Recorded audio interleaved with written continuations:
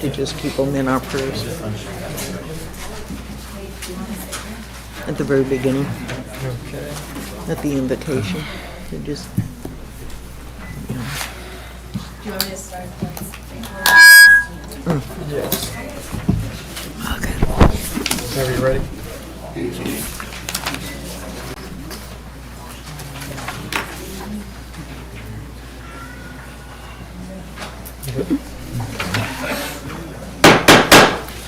Good evening, everyone, and welcome to the City of Oak Hill Commission meeting. We'll now come to order. If you could please stand for a moment of silence. If we could add Charlie Dean to our prayers, that would be great, as he's having some procedures tomorrow. Thank you.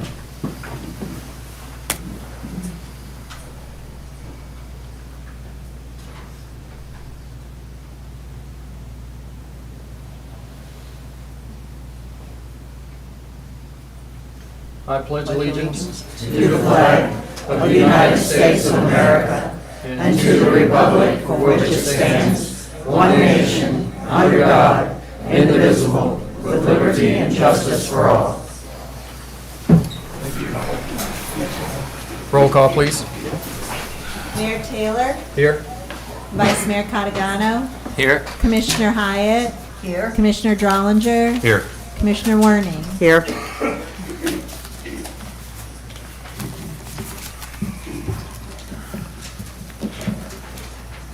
Okay. I want to first acknowledge that we have Volusia County Councilman Danny Robbins here. Thank you for coming. Agenda modifications. Any opportunity to add or remove agenda from the items? Does anyone have any modifications to the agenda? No? Not at this time. Presentations. We have a rededication of Clarence Goodrich Jr. Municipal Complex. Tonight we gather to honor a remarkable legacy of Mr. Clarence Goodrich Jr., a true pillar of this community. As a lifetime resident, Mr. Goodrich's impact on this Oak Hill is immeasurable. His selflessness service to our nation as an Army veteran in World War II, coupled with his 28 years of dedication as a civil service worker at Patrick's Air Force Base, exemplifies his commitment to serving others. As the longest-serving mayor of Oak Hill, spanning an impressive 27 years, Mr. Goodrich's leadership and vision have left an incredible mark on our city. His passing in January 2003 may have left a void, but his legacy continues to inspire us. We extend our heartfelt gratitude to Mr. Goodrich's family, his wife of 50 years plus Ida Goodrich, Ida Goodrich, and daughter Jennifer Bonamo for sharing him with our community. This plaque serves as a testament to his tireless dedication and service, ensuring his memory will forever be etched in the hearts of Oak Hill residents. Best regards, Mayor Ricky Taylor. Can I come up and Yes. Can we have the family come forward, please?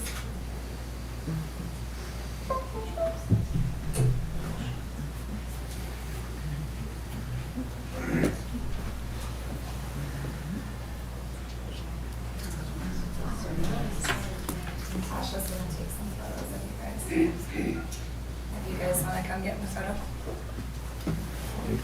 I think that's going to be easy. It's a little tight, sorry.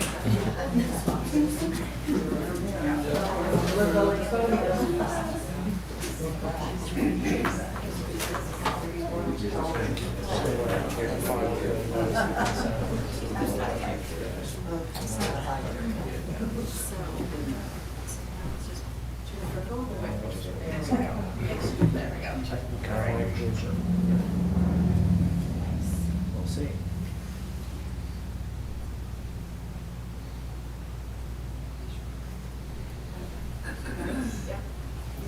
Yep, some flowers. We have some flowers. Hey, Janet.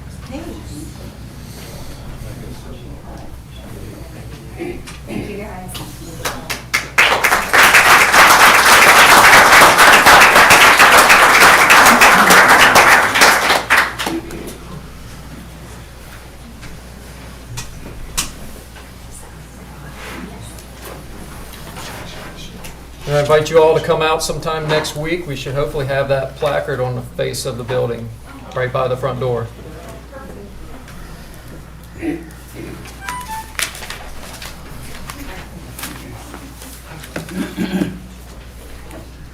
All right, moving on, we have awards.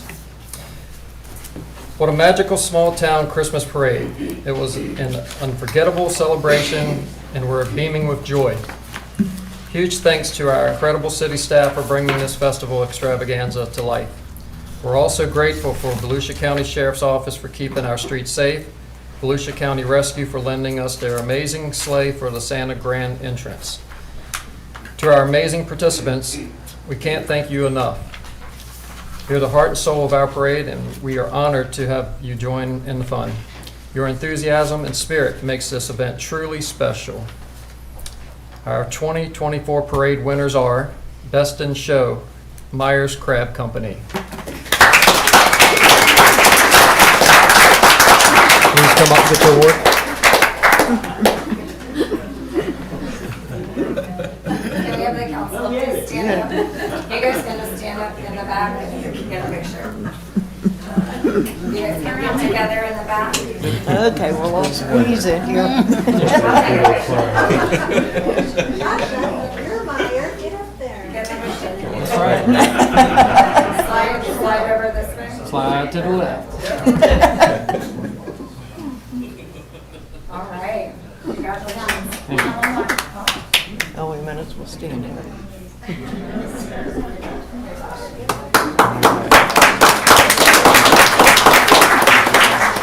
Second place is Oak Hill Olive Grove.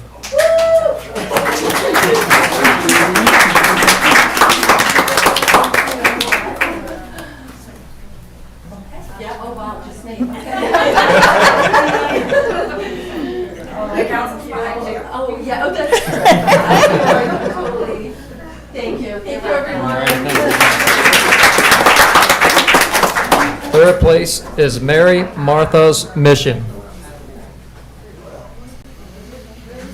Anybody here from that? Anybody from Mary's Martha's Mission?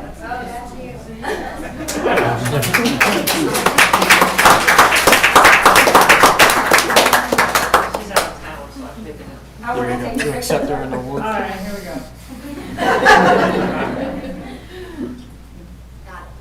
Thank you. Most original is Oak Hill Garden Club.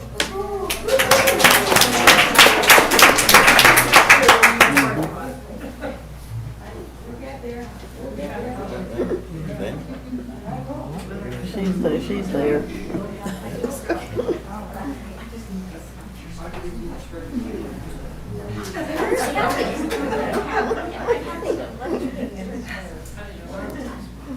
Yeah, Erica. Best Children's Float, Burn Science Tech.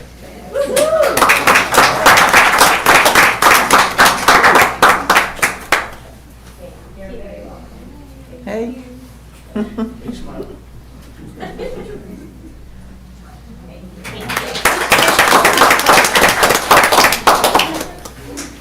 Okay. She's got one left. All right, first place is Oak Hill Sports Club.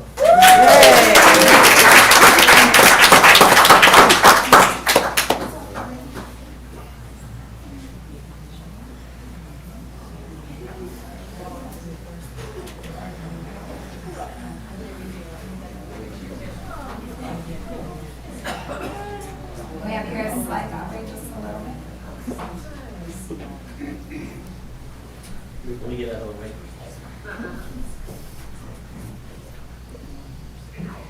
Congratulations. All right, guys. Back to the seat.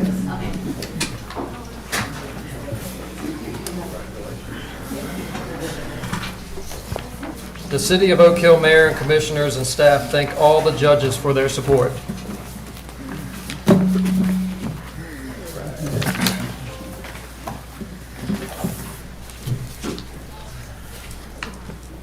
Next we have is citizen participation, public input, non-agenda items. This is actually for a change.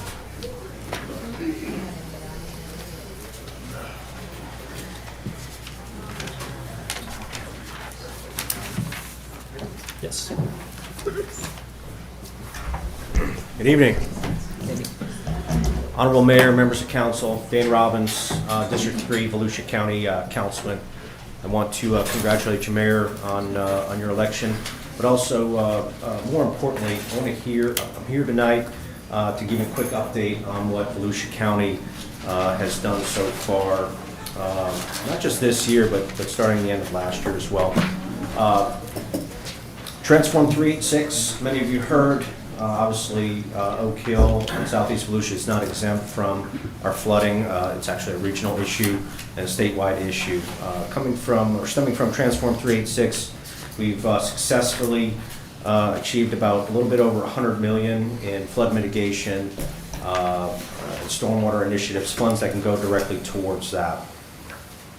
I know other municipalities have already submitted their applications. If you guys have any applications or any projects that you obviously need to take care of, please get them into me.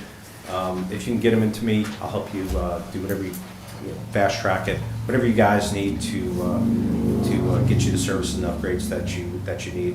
There's also roughly about $130 million that was just released for Hurricane Milton as well.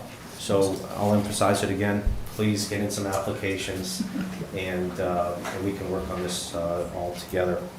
Also, too, last week was the legislative delegation meeting in DeLand. It was at the DeLand City Hall in their chambers, where we had the senators and the state representatives hearing pretty much all of the 16 cities.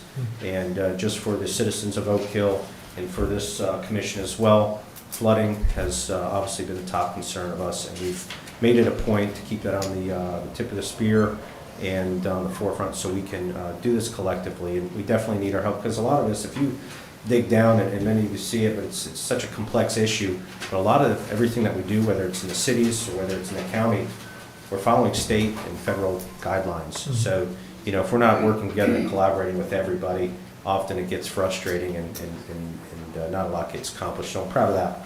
Also, too, collectively, today was a meeting with pretty much every mayor of or in Volusia County at the elected roundtables meeting. Today, they appointed a chairman and co-chairman. For those who did not attend, for a regional board that includes everybody when it comes to addressing some of these major issues like flooding, like development, like zoning, some of the stuff that we all likewise face. So at the end of the day, that's on behalf of my office in Volusia County. We're here to support the City of Oak Hill, obviously in whatever's needed. We're open, put us to work, whatever we can do in mutual aid, let us know, and it'd be my pleasure to help you guys out night or day. So we appreciate you. Pick up the phone, email, call us anytime. Thank you. Awesome. All Thank you, right. Danny. Thank you, Danny.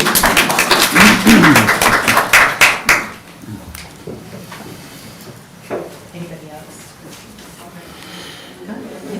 Joanne Welch.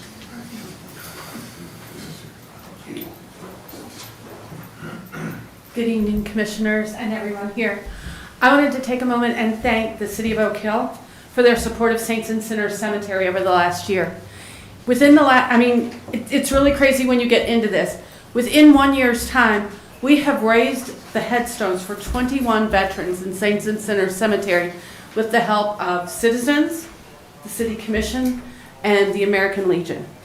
I want to specifically thank Mayor Taylor for giving up a Saturday and bringing out the water truck recently, right before we did Wreaths Across America. Had he not been able to bring that water truck and us not been able to borrow it from the city, we would not have been able to create the pad that we needed to raise our last veteran's headstone before Wreaths Across America. So thank you. I also want to thank the city for allowing their employees to come out and clear the roadways. The roadways were badly covered over. It was becoming difficult for people to get their cars out there. Thanks to your equipment, we could now drive a semi-truck out to each cemetery, and I think that says worlds about crossover and working together. I also want to finally thank all of you for coming out to Wreaths Across America. We were so excited to have so many people come out. We look forward to Memorial Day, Wreaths Across America, and more cleanups this year in conjunction with the City of Oak Hill. Thank you. Thank you, Joanne. Thank you, Joanne. Debbie Joanne.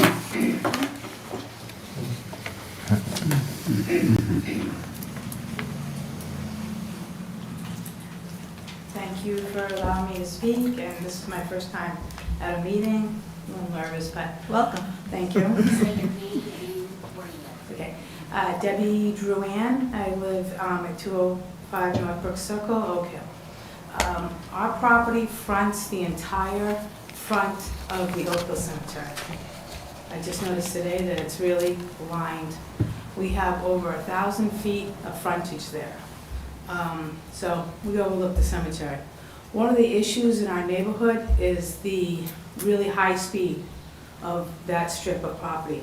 It really lends itself, because of the length and the low traffic, to really, for the cars to go pretty fast there.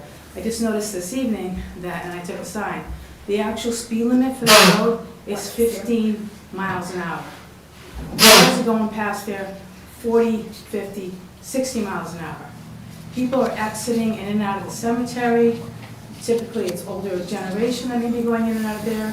My neighbors, they take their children out on the strollers. We got dog walkers, people on bikes. So I just wanted to approach the city and see if they have any ideas for speed bumps, additional patrols, for that length of road. Just because the excessive amount of speed. If you ever drive down that road, you can see it's a pretty long stretch of road, and it lends itself to really for cars to accelerate on that path. Okay, thank you for your comment. We'll look into that. Thank you. Chris Butcher.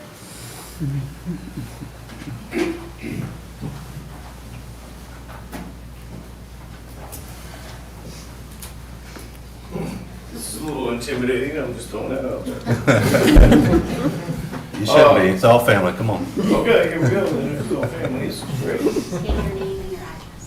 My address, wait, no, you said name first. Christopher Butcher, address 141 Nancy Street. I have, shoot right into the problem? Yep. Okay, perfect.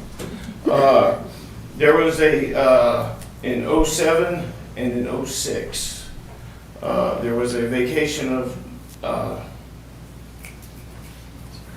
Sanford Street. I apologize, for some reason I got nervous between there and here. And it was never fully vacated. I've talked to Bob over at the property appraiser's office, and the city did the paperwork for half of it. Is they did the paperwork for the 159 side, I'm the 141 side. Their side of it,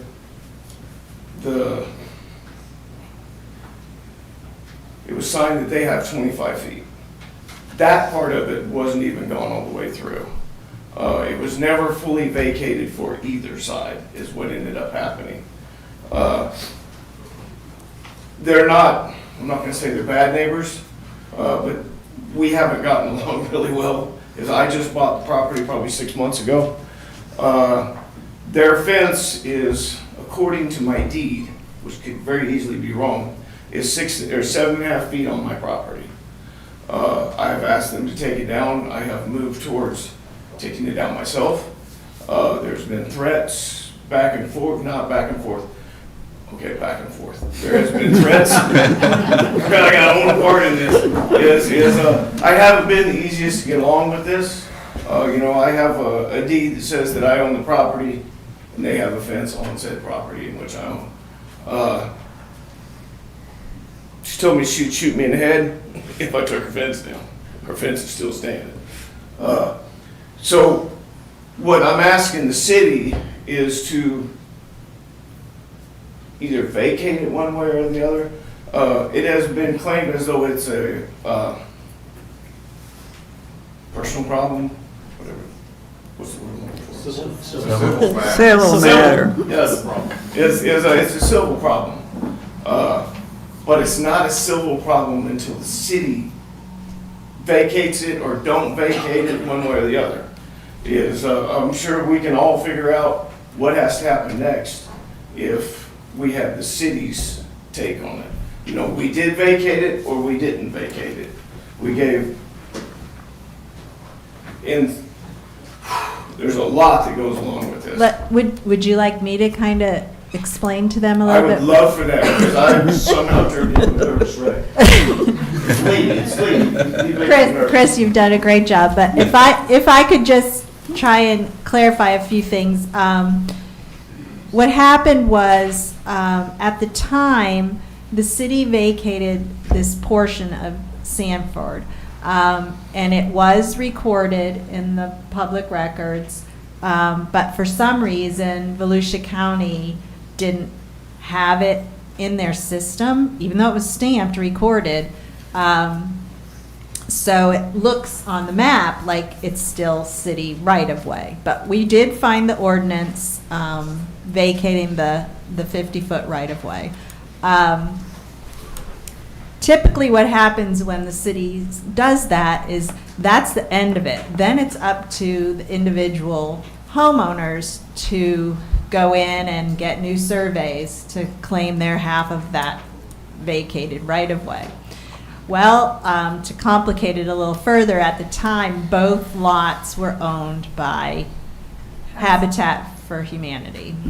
And we're not sure why, but the next thing we see is in the deeds for both lots. For Mr. Butcher's lot, we see that it looks, according to his deed, that he only got 7.5 feet of that 50 feet, and that the other property got, what's the difference? 42.5. Yeah, thank you. So I don't know if it's because at the time Habitat owned both of them, and for whatever reason they wanted one side to get more property than the other. But if you look at their deeds, that's what it looks like. Well, the homeowner at, I think it's 159, Nancy, is claiming the whole 50 feet. And that fence is impeding on Mr. Butcher's supposed 7.5 feet. So what the city has said is basically, and the city attorney might want to pipe in, but we've said, and basically the building official has said that it's a civil matter because both of them have presented surveys that conflict, but they're both surveys done by professional surveyors. So the building official said, you know, once a professional surveyor says this is your property, it's hard for us to question. So what we've told Mr. Butcher is, because he just recently closed on his property, he should have gotten a title search and that sort of thing through the closing process, and that maybe he could go back to them and question where his property ultimately is. We've done our job by vacating the roadway, but for us to get involved now in saying who gets what, it's been years. So I don't know if the attorney wants to add anything. Can I pipe in for just half a second? Sure. There is paperwork that says that was vacated, but it was never vacated. I talked to Bob for about 40 minutes today, and he is the one who says, well, this is never actually vacated. What happened is, you know, it was decided to be vacated. The Habitat for Humanity took it as though it was vacated. So what happened is it never got vacated, but they did everything as though it did. So there is some paperwork out there that says they own 42.5 feet and I own 7.5 feet. But it never actually got put through by the city. There's no, and he's looked high and down, or up and down, he's looked for the paperwork that says that this was actually done. With the paperwork that was given, because I have copies of all of it. I've got their deed, my deed, what the city did is the city submitted paperwork to the county just recently that says that that road was vacated down the middle, and the only part that was actually had anything written about it is the 159 side, is that their vacation was done. So the only actual in writing anywhere is that their 25.5 feet was recorded just recently that said they own the 25.5 feet and the 10-foot right of way was supposed to be out of that. Right. The only reason that it appears that the city back then only dealt with the portion adjacent to the 159, Nancy, is because we were reserving an easement within their portion of the vacated right-of-way so that the city could get access back to the canals for maintenance and so that FPL could get access. I don't know if they had a pole back there or something, underground utilities. So it shows on her 25 feet a 10-foot easement that we required. I guess just to add to what Janet's already said, that's a pretty good summary of what would need to happen. I guess the question that remains is whether or not the vacation was completed. Candidly, I've not had the opportunity to look at that. This is the first time I've heard of this. So I cannot make any, I guess, recommendations one way or the other as far as whether or not the vacation was finalized and completed. But as far as the statements City Administrator Shira has made as to whether or not it would be on the city if the vacation had been completed is accurate. If there are conflicting deeds or surveys, there are civil mechanisms that are available for you to be able to. There is also the Corey, a surveyor. He had also done a survey in there. And on his findings, or on his survey that he pushed forward, is it says in the fine print that in no way is this connected to any of those lot surveys. The deeds. His findings were not connected to any of the surveys done as far as who owns what. Mm-hmm. My property and her property, our property lines match up through DeMarco survey. And it states in Corey's survey that in no way is his findings connected to any title or any of that. So I know it keeps reflecting back to where the city had nothing to do with anything, but the city's the only one who can make those decisions. Yeah. I can't make that decision. I just asked Megan to go get a copy of the ordinance or resolution, I can't remember which, that vacated the right-of-way, and you can see the stamp on it from the county that it was presented to the county. I don't know why it never got in their system to get recorded as vacated. I have all of that if you'd like it. But we'll get it to Mike, and Mike can tell us if anything different than what we've already said, that basically, unfortunately, it's a civil matter. And Mr. Butcher's been very patient and very kind to us here and trying to get resolved, because all he wants to do is improve his property by putting a new fence up, and has met with this. Our deeds match. From when the property was sold, both sides was done by the same surveyor, DeMarco. They're claiming that because of a Corey survey that was done, that all of the lots on said street are wrong. That could very possibly be. But does anybody want to open that can of worms? I just want the 7.5 feet that I was sold. Well, again, you just bought the property, and you should have gotten. I did do a title search from a very, very professional people. Right. I did all of that. Right. I had no idea to even look for a problem with the title.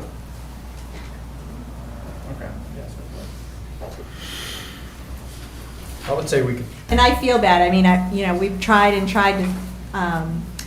get both sides to agree, that all he wants up to 50 feet is 7.5 feet. And it says that it says 42.5 on her deed, and it says 7.5 on his, so you would hope reasonable people would just look at that and say, well, I got a lot more than the 25 I was supposed to, but we can't get the other neighbor to budge, so that's why we're calling it a civil matter. Okay.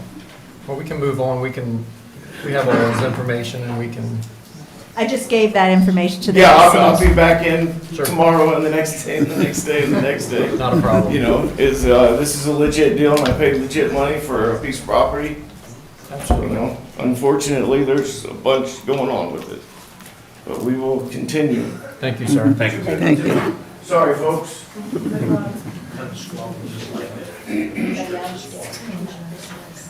That's it. That's it?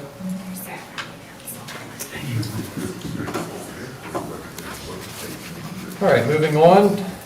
Consent agenda.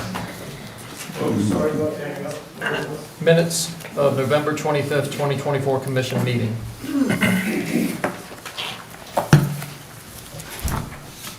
Does everyone have time to review the minutes? I reviewed them and I Motion to- make a motion, we approve them. Motion to approve, right, second. A motion to approve minutes November 25th and December 9th? Yes. Yes. Mhm. Okay. Do we need a roll call or consensus? Do a roll call? Mayor Taylor, Yes. Vice Mayor Catalano, Yes. Commissioner Linda Hyatt, Yes. Commissioner Drollinger, Yes. Commissioner Warning, Yes.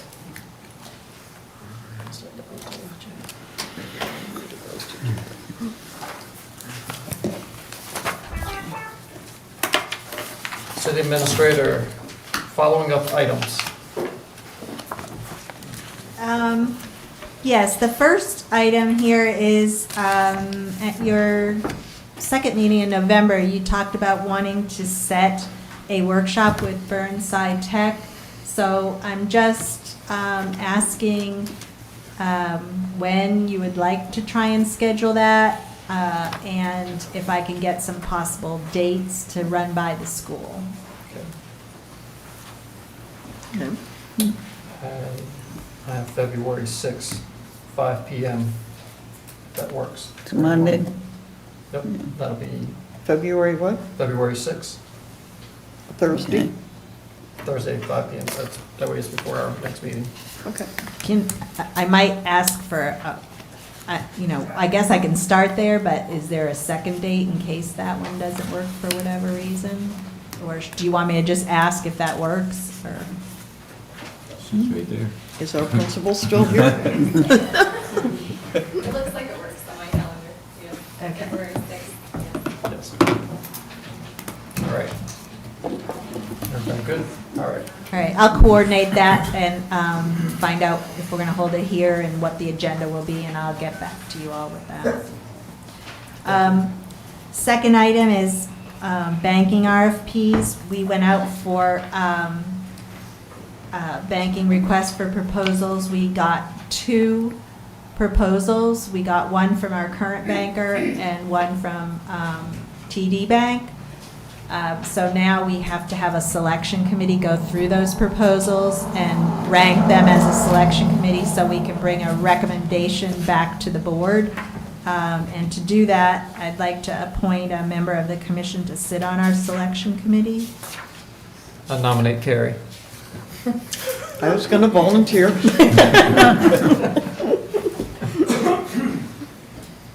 that a general Is that a consensus? consensus? Consensus? Great. Yes. All right. Next is the community garden. You had asked me to check with our insurance carrier on the additional cost, if anything, of if that were to become a park.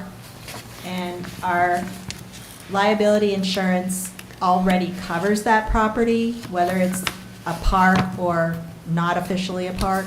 So the city would not be out any additional insurance funds for that property to become a park.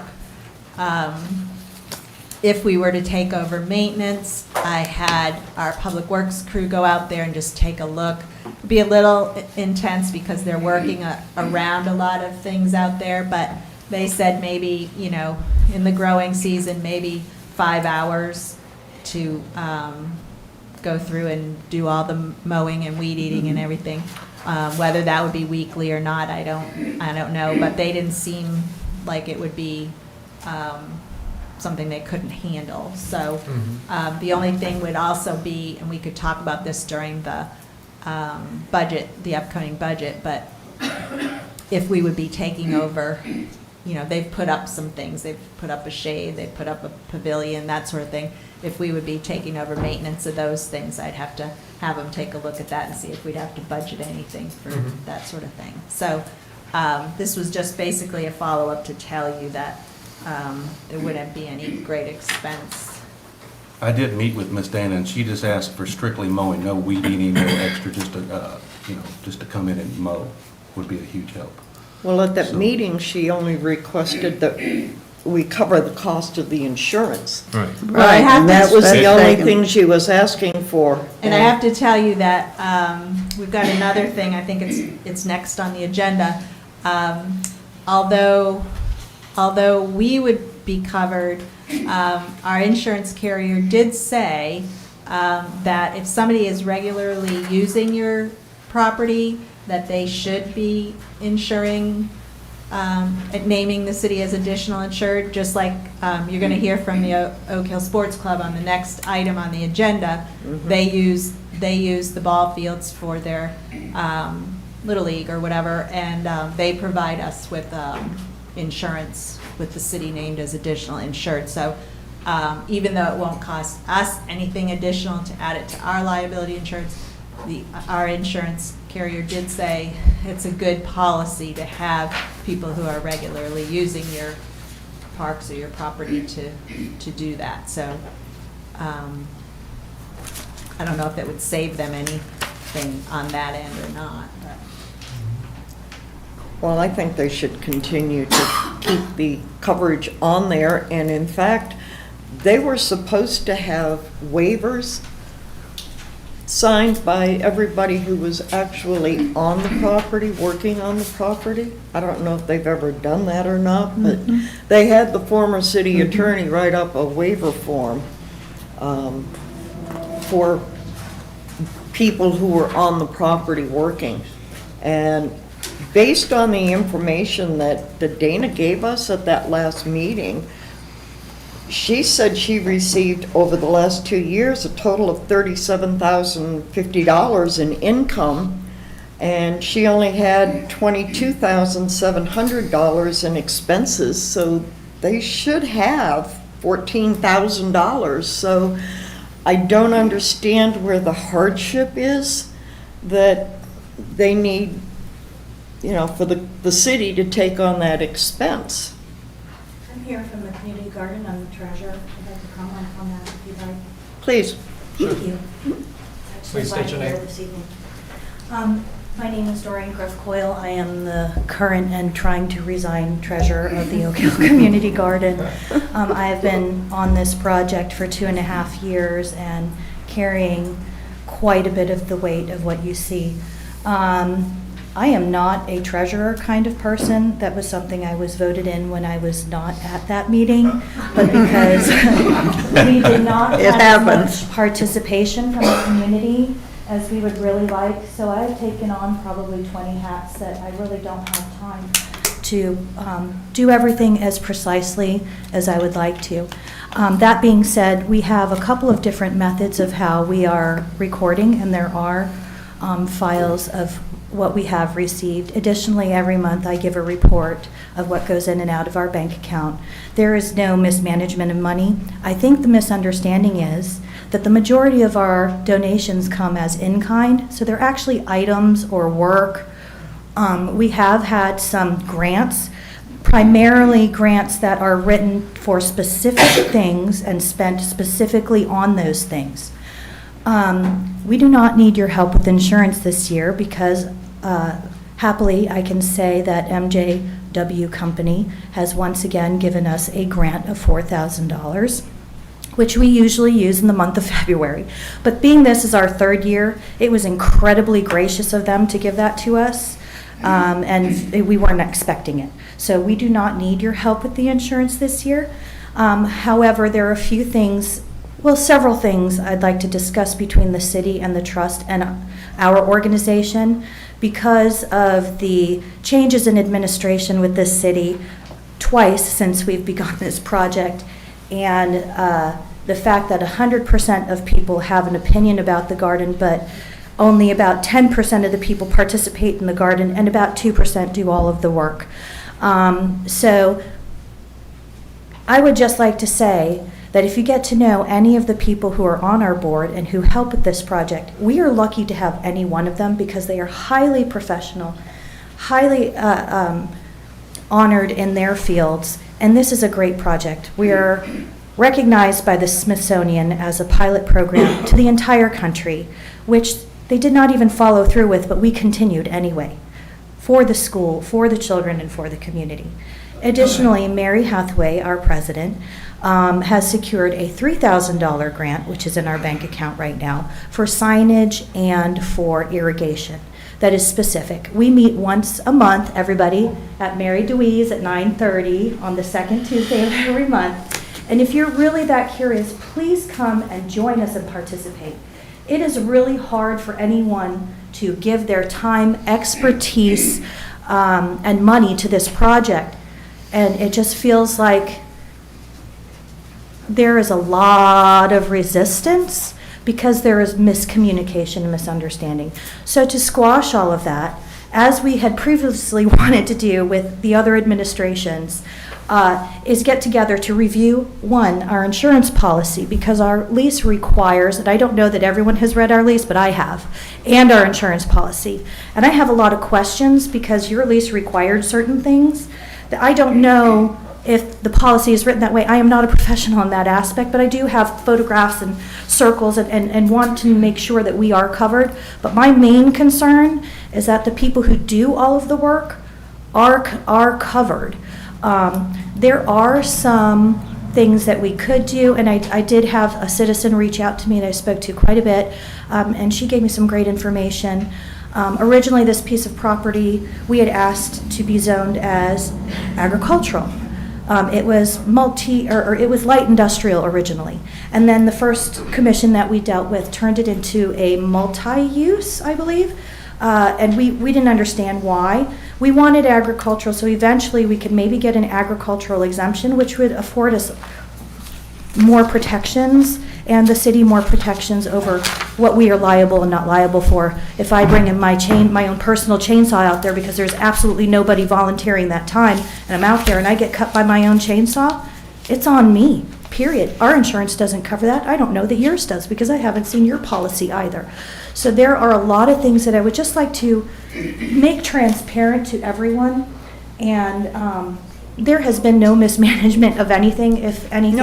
No one's accusing you of mismanagement, and there no one's was. accusing you of... Well, there was. You can't say no one because I was contacted personally, and there was question to how we are handling our money if Dana said we had that much money. But I just wanted to clarify, we do not have that much financials? liquid money. That's what I'm trying to tell you. We answer to the trust right now. I have been in contact with Melissa. She's here. Oh, Yeah, okay. We are going to get Here, together here. to make sure that they are cohesive because some of our members put their information in a JOT form created by our president. And myself with my financials and any other ones that people did provide, and I am missing a lot of people's stuff they did not provide. I have in another Excel form, and they need to be put into some sort of financial system such as MoneyPoint or QuickBooks, but I do not know yet what the trust uses, and I want to make sure that it's cohesive and transparent. I am happy to provide that first to the trust, who I answer to make that public, because we are their responsibility before I go sharing any kind of information and documents all over the world for everybody to scrutinize. I need to make sure that I have their interest in mind, our interest in mind, and the city's interest in mind, and that everything is very clear and transparent to the community. And that's what I'm here to say. This is something that was put under the community trust because we weren't certain that the city would be able to do that.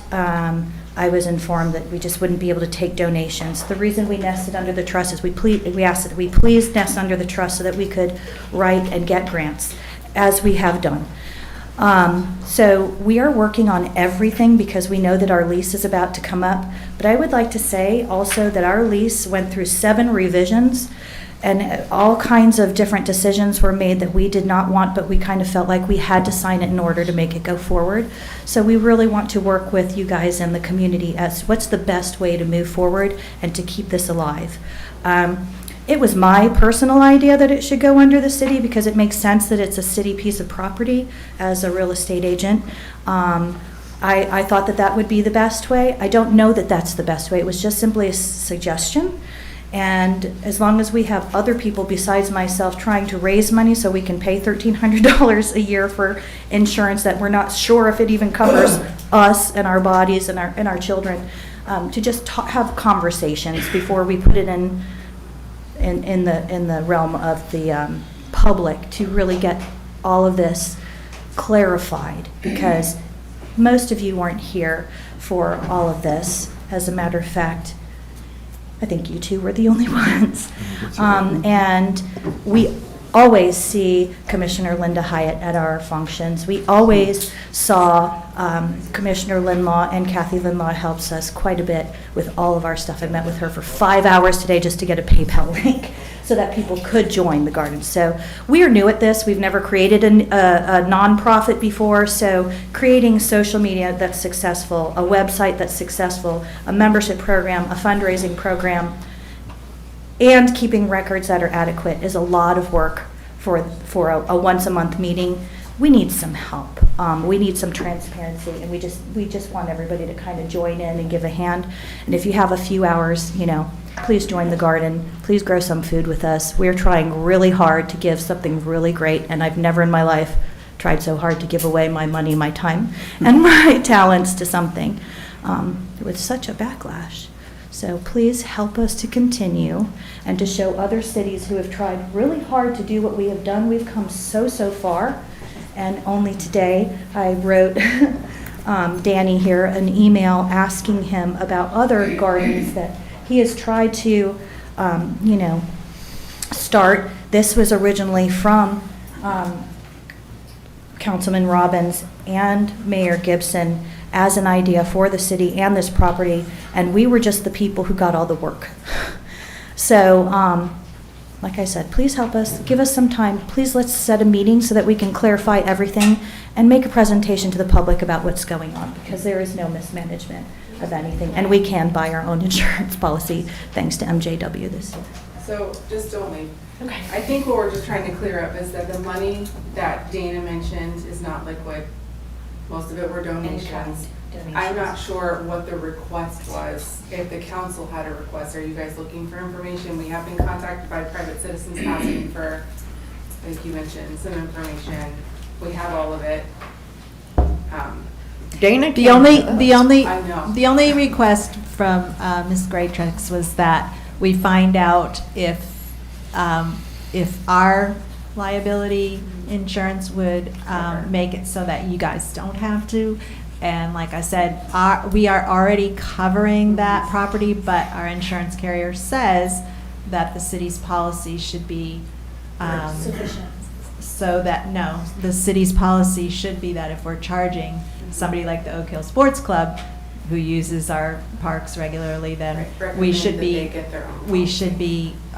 doing the same thing for the community garden folks because you're using our property regularly. That was a recommendation. That was not a direction from the city commission, so they can decide whether or not they want to require that of you. And I'm new since November, so our city attorney currently or myself had nothing to do with the current agreement you have. That was a previous commission who voted on that. So if you'd like us to take another look at that, we can do that. We would, as the dust settles. But here. the only thing that we were asked was, can we find out if that insurance could go away, and could we possibly take care of mowing the grass. And that's why I told the commission that we, you know, if it's their direction, that they want to direct me to start doing that, then we can do that. Dana was not able to be here this evening because of her foot and she can't walk. She did tell me that she asked for the insurance and the once a month mowing that we pay $75 for. It doesn't seem like a lot of money, but we don't have a regular income. I would like to try to get other people fundraising and ways to do that, but I think that was the only concern, was just the mowing, because sometimes we do have money, sometimes we don't have money. And that was about it. But, you know, now I'm hitting up every tool company there is to get us some equipment. And today I got us a weed whacker, so praise God. Mike, I have a question for you. Yes. The contract that we have is actually written to the community trust. Correct. It is not written to the community garden. Therefore, the community trust is The parent. Right. person in charge of the property, not the community garden. Therefore, shouldn't, for tax reasons as well, the community trust finances reflect the community garden? They do. We have. the- Okay, because on your 1099 forms, you don't, and it says on your 1099 forms that the only thing you sponsor are community events such as the Children's Easter egg hunt, Oak Hill Cemetery cleanup, and the Oak Hill Parade. There's no mention in any of your 1099 forms that you have anything with the community garden or income, expenses, or anything. So my question, doesn't you it though, right? fall to the responsibility of the community trust because that's who our contract's with? In, with respect to obtaining insurance or? Well, the insurance, financial accountings, and, you know, So- all of that. I mean, it should be on the records of the community trust. It should be a line item. Agree with that. It is on your, We do have reports that have the garden expenses on our, we don't have the most, so in April, we split their standing committee. We gave them their own debit card. All of their finances are looped into our Regions Bank account. I just don't have recent reports from Doreen because she has her own spreadsheet. They do fall under us. They were filed under our taxes. Is that what you're saying right there? yeah, I'm There's looking nothing- at your 1099 form, yeah. Okay.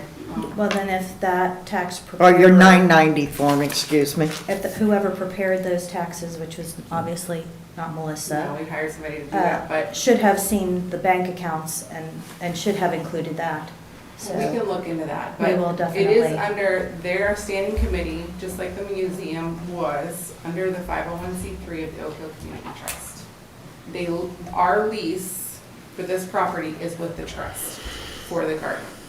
Right. Did that answer your question?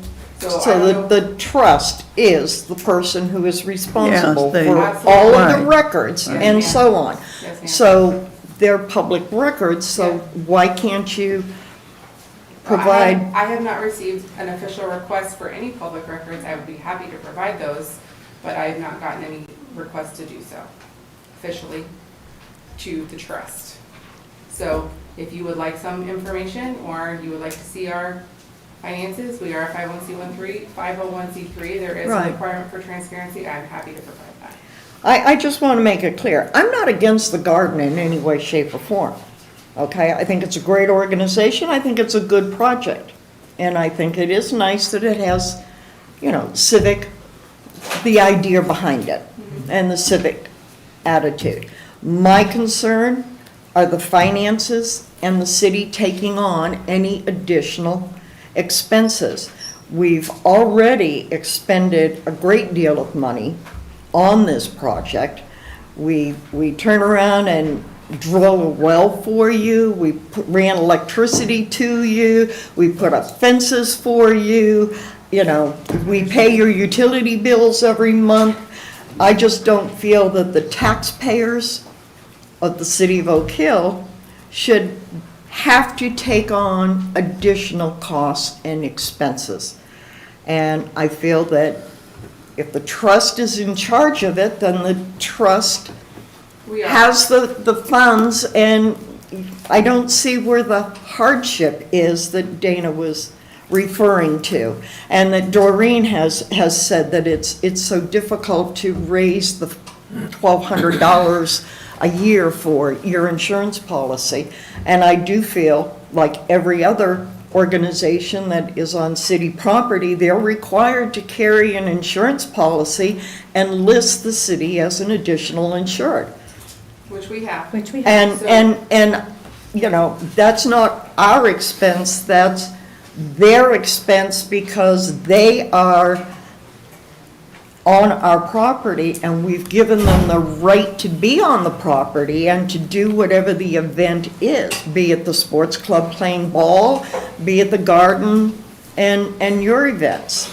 Could you furnish those amounts of what you pay for us a month so that we all are clear on how much it costs for the water and the electricity there? Well, the water is a well, so we're only paying For the the electric now.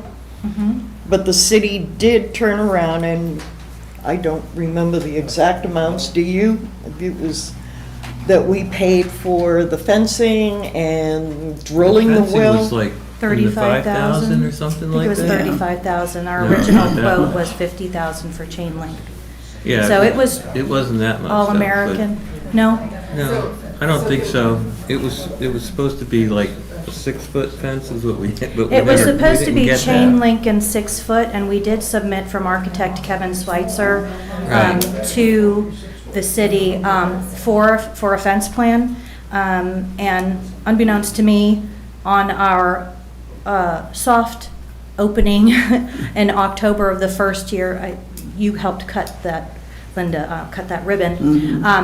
The fence company that the city hired showed up and was starting to mark it out, and we had no idea, and it was a whole different fence, and it was a whole different area. So, as I mentioned before, I really believe that we should all get on board in the meeting and review the lease and review the insurances and make sure that everything works for everyone. And We should have a additionally, workshop on it. additionally, the trust agreed before Melissa to allow us under their umbrella with the understanding that we would not ask them for any money, that we would do it on our own. So there are times that we can raise money. There are times that we don't, but February came quick. And at that time, we only had, at the last meeting, I think it was $246. I was concerned.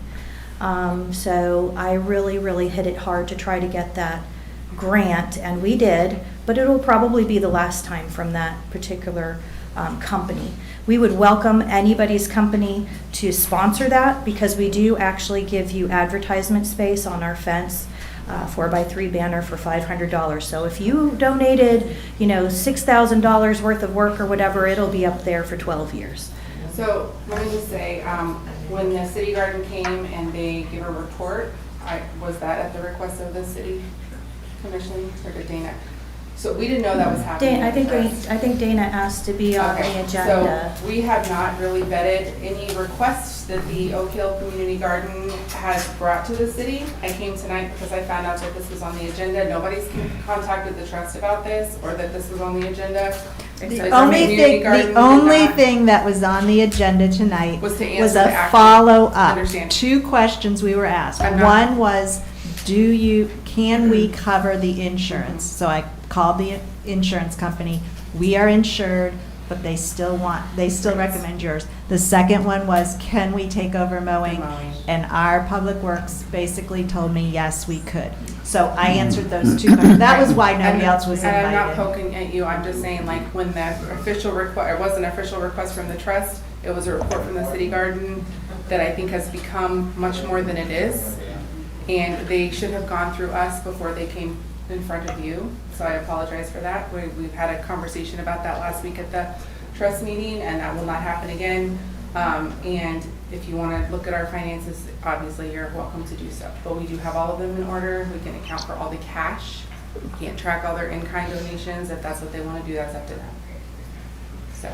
Thank you for giving the response to those two. Yeah, and if the community trust would like to sit down and go over the agreement, like I said, we didn't have anything to do with putting that together. I'd be happy to sit down with you and then run it by our attorney for anything new you want to change Okay. or whatever. Just get in touch with City Hall and we'll be happy to do that. Sounds good, and that will go through the trust and the garden can support that. Okay. Thank you.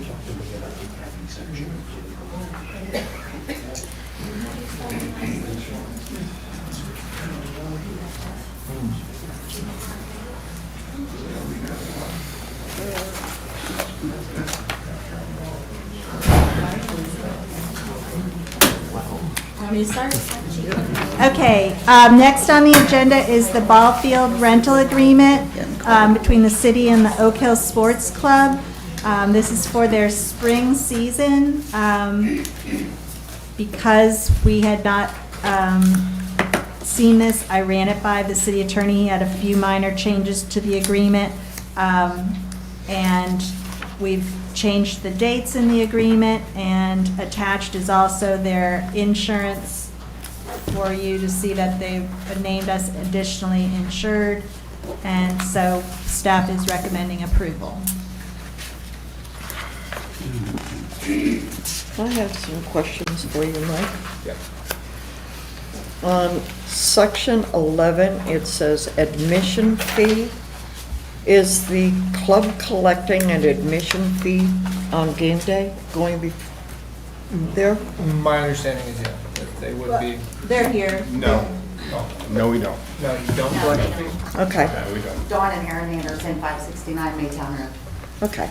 So you do not collect that, that's No, fine. and if Okay. they do, they have to come to us. It Okay, says here and that- that was, you know, if they were, I want to know what the funds were being used for, and if they were being given to the city, but if they're not doing that, that's good. I think it covers everything that they could possibly want to do, but they're not necessarily Okay. doing all this. The concession stand, is that like outside, like food trucks, table set up? How's that? You've seen it, opening day, it's just a table and a tent. Okay, so you just set up like a table outside there and just do that? Okay. And for the record, we would never charge any citizens to come to the games. Okay, well, I didn't think you were, but I just, it was in there, so I just am asking about it. Yeah, there's a little bit of fluff in it, but like she said, it's what we Okay. have to do. The other thing is, item 2, users shall have exclusive use of the ball field during practices and games. That's fine. But we should have some sort of a schedule on that as to dates that they've got games. Mr. Anderson and I talked about this. They're working with the city of New Smyrna, and as of they needed this agreement to get started because they Okay. start the first week of February, but New Smyrna hasn't released the actual schedule, so we did our best to put in here when. Well, actually. So you'll until- provide us a schedule? When registrations close for both leagues, then we know how many teams we have, then we can make up the schedule, and then we'll have better dates. But so Okay. you know, Monday through Friday, we'll be having practices during the daylight hours. Saturdays, most of the times that New Smyrna Beach comes to play in Oak Hill, we play on Saturdays because we don't have lights. During the week is when, at night games, that's when we go to New Smyrna. So typically, we'll be practicing during the weekday evenings and then playing Saturdays during the day. And that's why we have in here practice days, Yeah. Monday through Saturday. So Yeah, we did because the it- best we could without having the. Well, it schedule just here. looked like they had the exclusive use of the ball field, you know, basically And every they- day and they except for probably- Sunday. and they And will, we pretty do much. during Yeah. baseball season. Only in the evening when you have practice hours. Which is Monday through Friday. Okay, but I'm just saying in the evening, it's a public park, so if the kids want to go after school over there and play ball, they can do that, but if we. As long as we're not having practice, yeah. Huh? As long as we're not having practice, yeah. Right, and that's the importance of having a schedule and some idea about that. Okay. You have a shed with your ball equipment all in it? I'm going to make a recommendation that you lock your padlock. Oh, yes. Oh, yeah. No, it wasn't. I was out there yesterday. Your padlock was not locked and your building was easily accessible. Okay, we'll look into that, but the city has access to that too, so I'm assuming it was them, Okay, not us. I'm just saying, that needs to, Sure, absolutely. the city shouldn't have any responsibility I if John understand. Doe comes walking into Yeah, the yeah, park yeah. and steals your ball equipment Right. and stuff like No, that. that's our responsibility. We And I try to just- make sure it's locked, and we want to protect our stuff too. It's very valuable. to Right. us. Oh, I We don't have understand. to buy it again. Okay.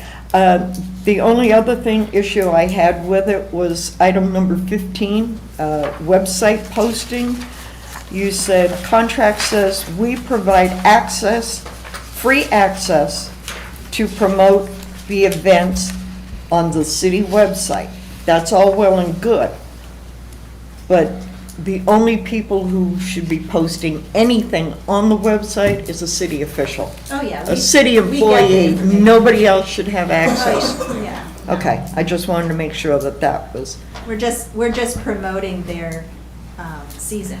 yeah, and that's all well and good, but the importance is that only city employees. Yeah, they're not doing any of that. Yeah. I mean, Well, we the just- way we it just reads, it promoted- says they can do that, We so just that's why I promoted their questioned chili it. cook-off heavily on our Facebook and our website and stuff.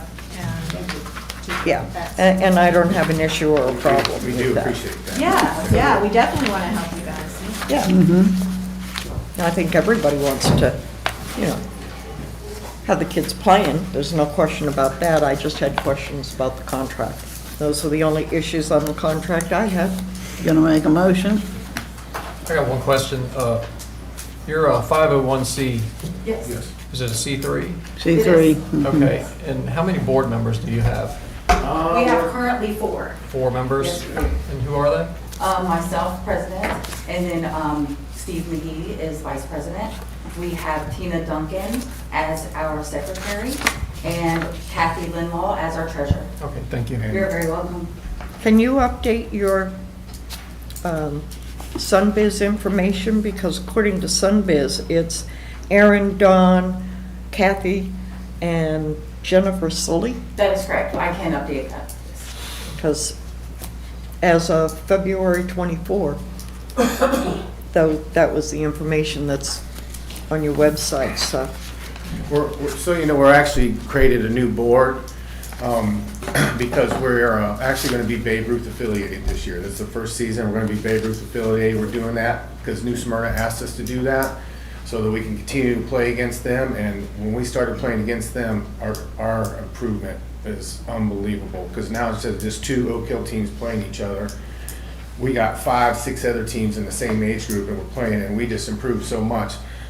And they were very gracious in doing that, but they requested, because it was just fall ball, because last fall was the first season we did it, that they were okay with it, but by spring, be Babe Ruth affiliated. Well, to be Babe Ruth affiliated, you have to have a board, you have to have members, so now we're like kind of growing up a little bit and being official and getting affiliated. So now you have meetings monthly or We're whatever? getting started with that. I'm not going to be a board member. I'm the coach. Think you've done enough. Any other questions? Okay.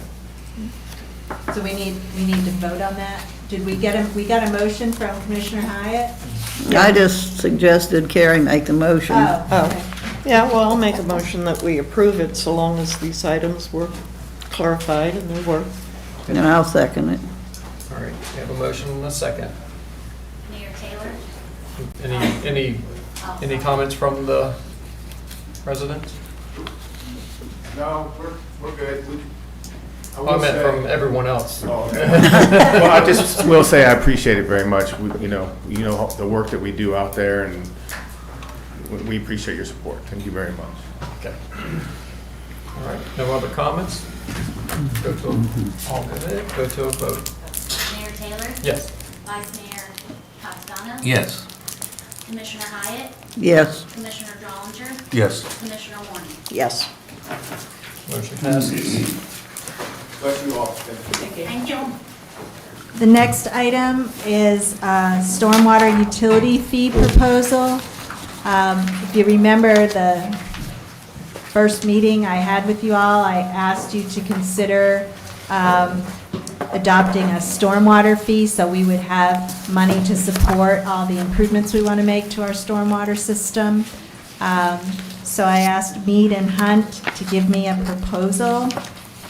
This will help us with the work that's required under our MPDES permit with the Department of Environmental Protection at the state level. And we all know there's a lot of work to be done, both in working on correcting some areas that get flooded with hurricanes and rain events. And as well, there's a lot of work to be done in improving our system. Now that we have a stormwater master plan, we know that that includes a lot of new pieces and parts to that system. So without a funding mechanism, and we are the only city in Volusia County not to have a stormwater fee, it's a challenge. So this will provide a way for us to get funds in so that we can meet our obligations under our state permit, as well as make improvements that the city wants to make. So I've asked Mead and Hunt to be here. The study is anticipated to take 4 months. It's roughly $15,000. I've covered in my staff report how I propose we fund this study. I'm really hoping that we can get the study completed so that in fiscal year '25, this will be a revenue source for us to have in our budget. With that, I'll answer any questions you may have, or Mead and Hunt is here as well to answer any questions.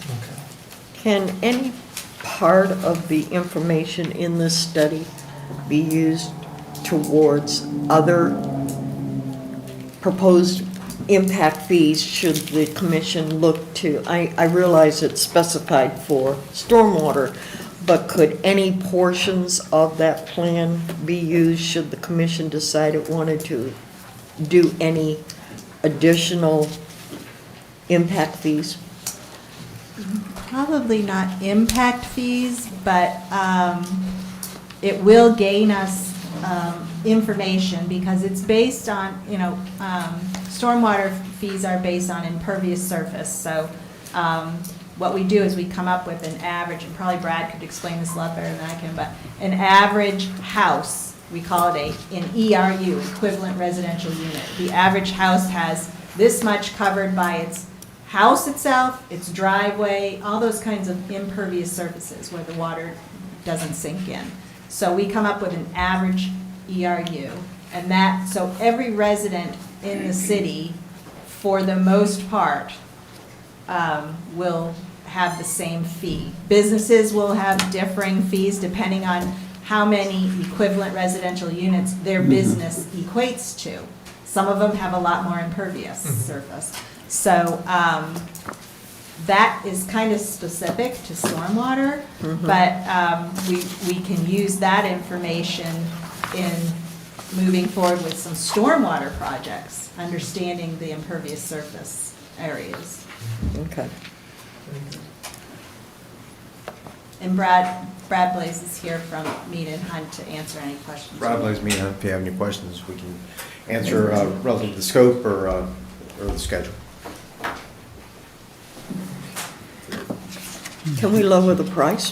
The bulk of it is GIS work. Dollars and cents are my thing. Essentially, we'll have our GIS group will write some scripts and have to do programming to basically tease out the total lot coverage, the sizes, to develop that ERU basis. Then we'll prepare the draft language for the code ordinance. So create an ordinance that you all will adopt by resolution. And so essentially there is a breakout of an hourly rate for that. And then we set up a time and materials for meetings that have to be attended. So if there's less time on the meetings and less time on that, we won't charge for that. And the rest of it is lump sum. So. And we have, when I met with Brad, there's different types of studies you can do. Some of them are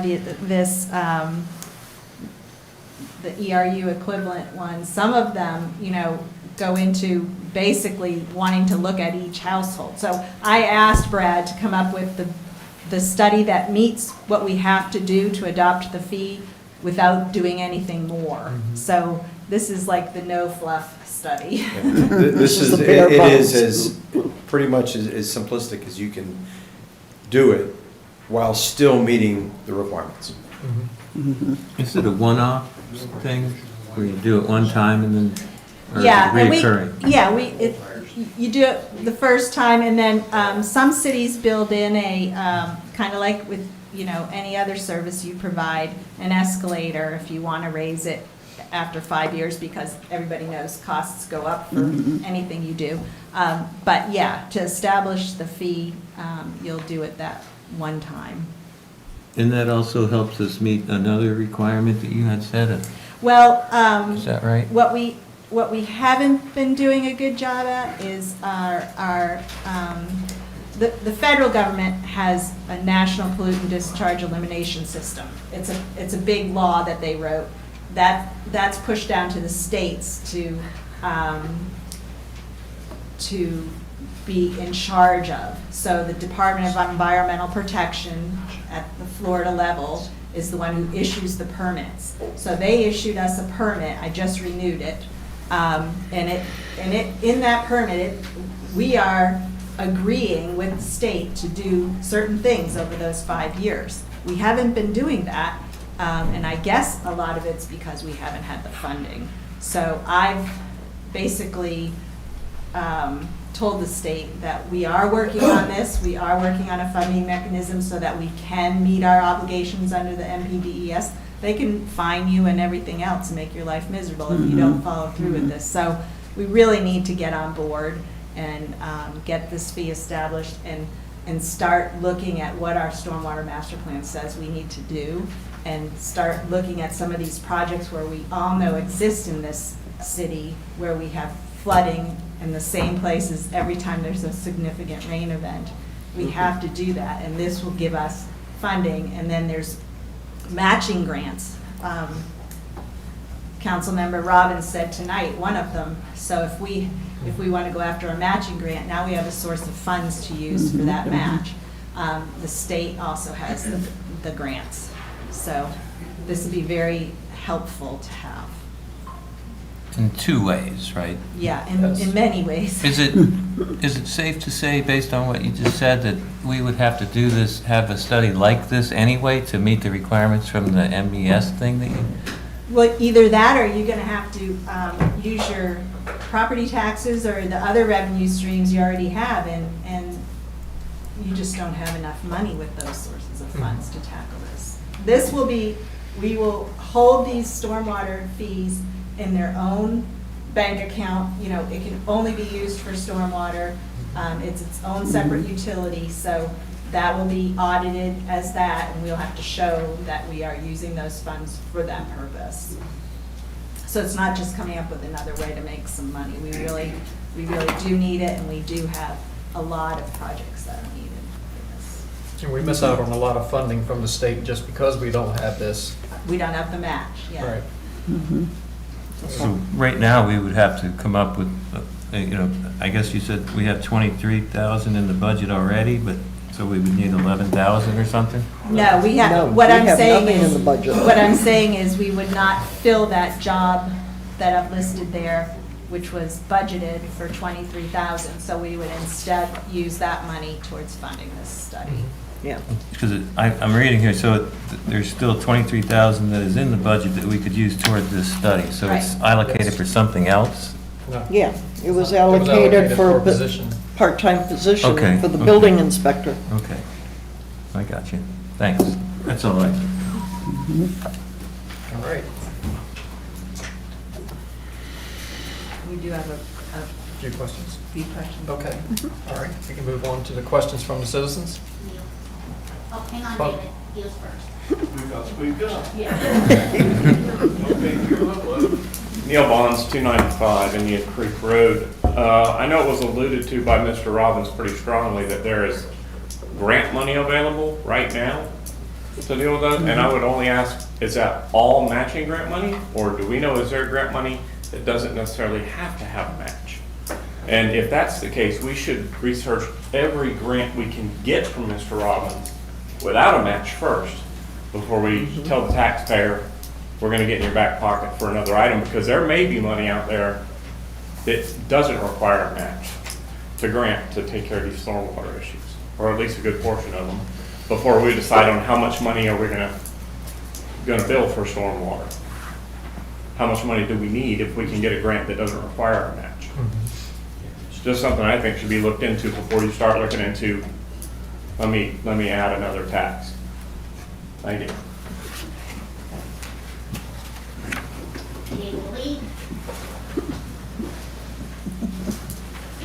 David Lee, 130 North Putnam. I'm all for doing away with your stormwater, but you're gonna tax me when there's nowhere for the water to go. Are you gonna tax me the same as you're gonna tax everybody else that's receiving the benefits from this? That ain't right. If I can't receive the benefits of it, why should I have to pay? You know, y'all gotta think about this. This guy's pretty smart, but you can't make water run uphill. And that place where I'm at, everything puddles right there. There's no drain. You can't take it to the west, FEC's there. You ain't taking it to the east, well, that's federal highway. You know, why should everybody have to pay? Why should I have to pay for everybody else?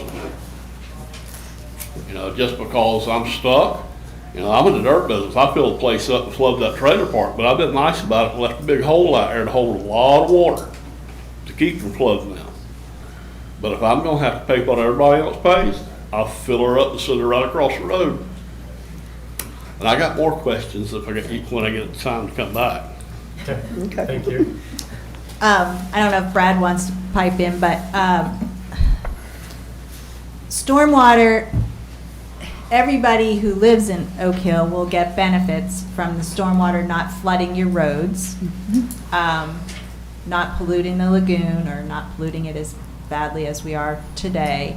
You know, it's kind of like a lot of things. It's kind of like I don't have any children, but I still pay taxes on the schools because I get a benefit from having kids in good schools. So, so it is charged across the board.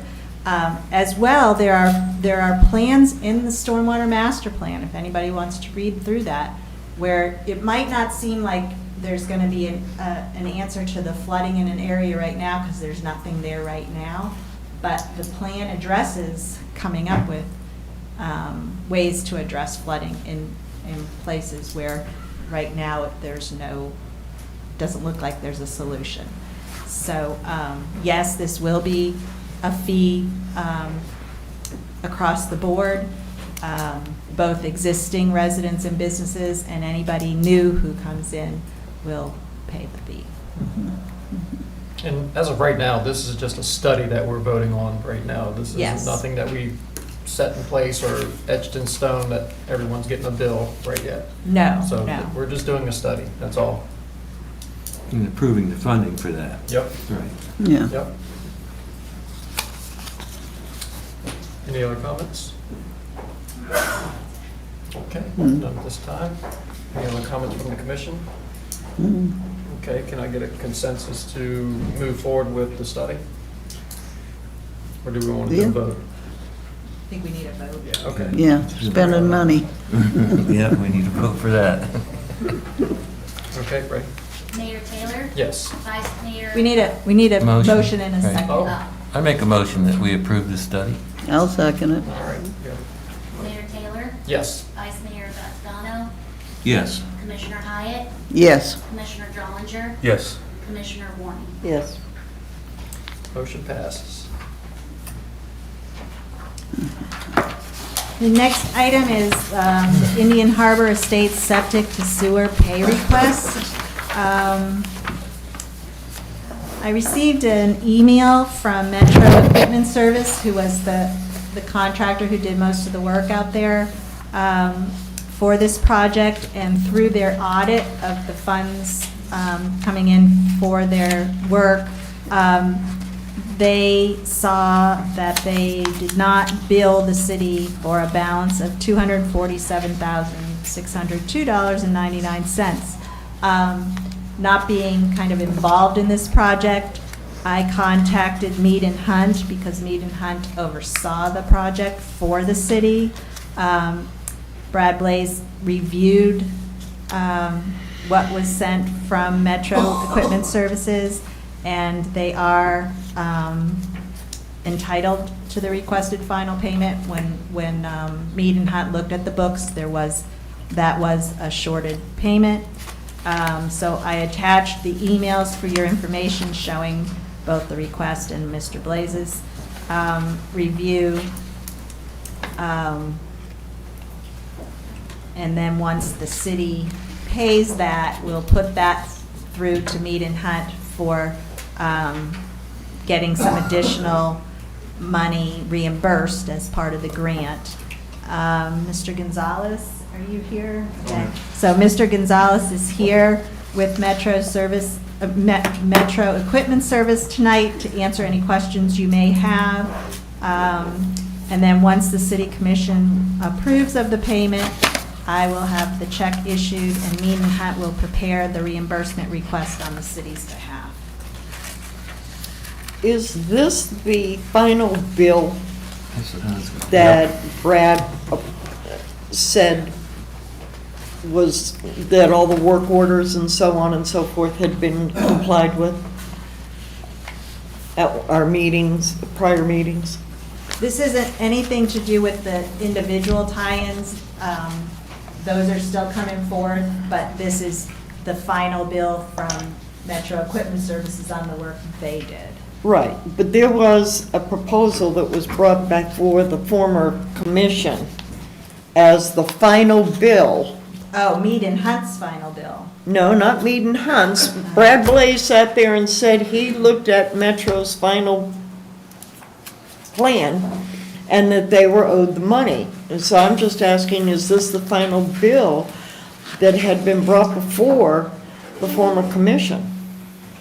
Ms. Warning, do you mind if I address your question? Absolutely, please. I'm Danny Gonzalez, I'm the operations manager for Metro Equipment. The final change order for the project, which I think is what you're referring to, addressed all costs associated with the project. The problem was when we did the final change order, which encompassed probably 8 or 9 different items that were negotiated between Metro and the city and Mead and Hunt, the total value of that work was around $291,000. There were about $247,000 worth of money left in the contract. This is a unit price contract, so just to give you an example, if there's 100 feet of sidewalk and we only did 75, well, there's still $25 feet worth of value of sidewalk left in the contract that wasn't utilized. So the city grabbed that money and used it against the total of the additional funds required to finish the work and issued a change order increasing the contract for the balance, which was $48,000. Well, when we submitted our billings, we billed the $48,000 and didn't bill the $247,000 that needed to be billed to complete the total value of the contract that was finally agreed upon and negotiated. So this was a billing error on our part, and unfortunately it wasn't caught until I went through all our year-end books and realized that we were short that amount of money. So yes, this is the final amount that, I wasn't part of that meeting, but that change order did encompass all the value of the work completed, and we're not billing for anything additional or outside of that value. It's just the total contract amount was not billed for.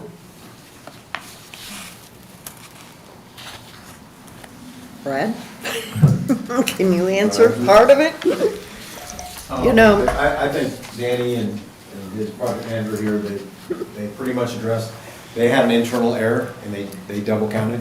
And so when we did the reconciliation based on the data and the spreadsheets, and you all have a copy of the. We were holding back about $250,000 I remember. on that contract until work orders and certain things had been completed. Right. Yeah, the retained.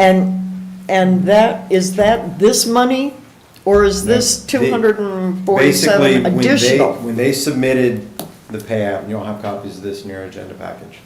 Did you include the final payout? Basically, there was an error in their payout. So when we did the reconciliation, everything matched and everything added. However, the final amount of their change order was wrong. And therefore, the supporting documentation that we received to look at was inaccurate. And so basically, when they did their final audit, they are entitled to it. You have been reimbursed. So you've been reimbursed $7.708 million. Of that, only 43,000 additional will need to be reimbursed from the DEP through your grants. So you have the money in your bank account. They just never requested that money. Okay. There were change orders that were supposed to be done. One of those change orders were the swales on Gary and Randall were supposed to be put back.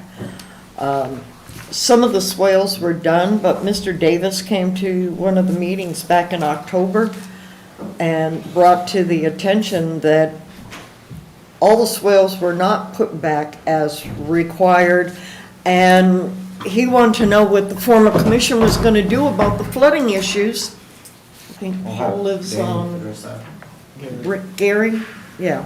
And he was asking the former commission what was going to be done as far as mitigating the flooding issues that were now caused because the swales weren't done. And to my knowledge, the former commission never addressed it. I'm not aware of any pending swale mitigation that needs to be performed. There were several issues brought up throughout construction and especially towards the end of construction. I'm not sure what street it was, to be completely honest with you. But I do know that we worked with Brad and his team and the city inspectors to address what we affected as part of our scope of the work. There were some items that were identified that, as the gentleman described earlier, you can't make water flow uphill. So there were some pre-existing conditions that I can't fix. And I think we even did things we didn't have to, that weren't part of our scope, just to kind of make it go away, because we understand that sometimes it's just better to fix it. But there were items I can't address. And so we've addressed everything that we could or were responsible for, and I'm not aware of anything pending that we need to take care of.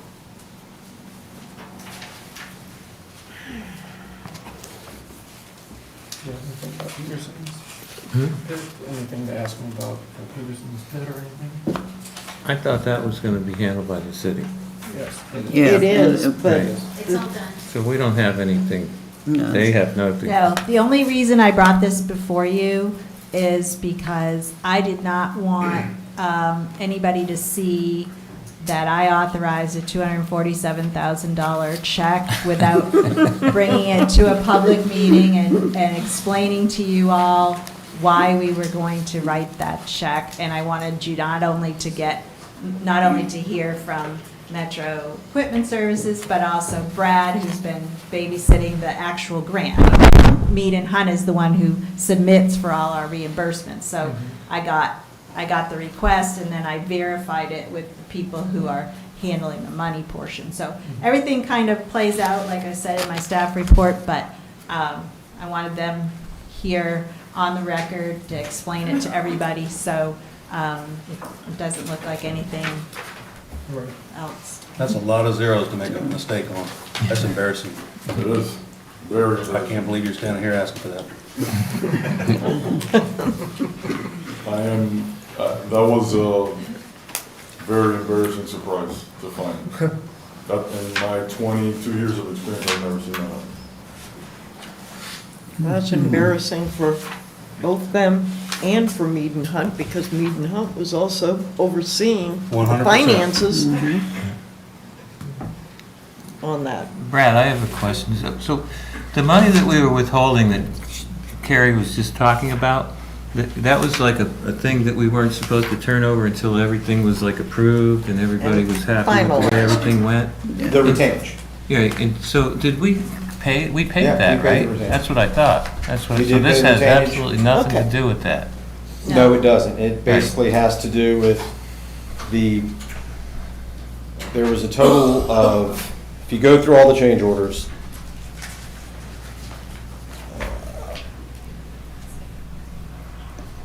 the final deductive change order for the contract was negative $1.6 million. So when the original bids were received, the total final tabulation of everything when it comes down was $1.6 million less than the actual bid. So that was the final contract amount. Of that 1.6, about $1 million of that was direct purchase equipment. So you bought it, but you bought it offline, so you didn't pay tax and markup on that equipment. So that was a source of savings. Then there was value engineering, and then there was additional items. In that final reconciliation of the quantities, that was when they had the error in the math of what they were requesting for that final change order. So that when we ran the final breakdown, the math worked out, but coming from their side, it was off. And this is an absolutely demonstrable error, and you Yeah, and agree then that it you've occurred. you've actually gotten reimbursed for that money, all Gotcha. except for the $43,000. So there's really not a whole lot of reason for us not to. No, we need to go ahead and pay them in. Right. No. Right. Okay. All right, Thank you. thank you. Any comments from the citizens? I believe I'm firing bookkeeper. If anybody has any questions, if you could come forward, please. None at this time? All right. Call for the vote. Or actually, we need a motion. Linda, you made the motion. Right. And do we have a second? Will to I approve, second. yes. Joe seconds. Mayor Taylor? Yes. Vice Mayor Gagliano? Yes. Commissioner Hyatt? Yes. Commissioner Jollinger? As much as it pains me to say this, yes. Commissioner Warren? I agree with Mark, but yes. Motion passes. Okay. This next item, I was contacted by this company, Applied Ecology. They were involved originally, before the septic to sewer project started. They came in and did some groundwater testing in the area where the project was going to take place. So they would have some base data of what the groundwater quality was. To pay for that pre-project testing, the county explained to me that the grant that this whole project was happening under wouldn't pay for it, but they would pay for some things that the county thought was going to be they were going to be on the hook for, so the county was able to pay for basically that pre-groundwater testing.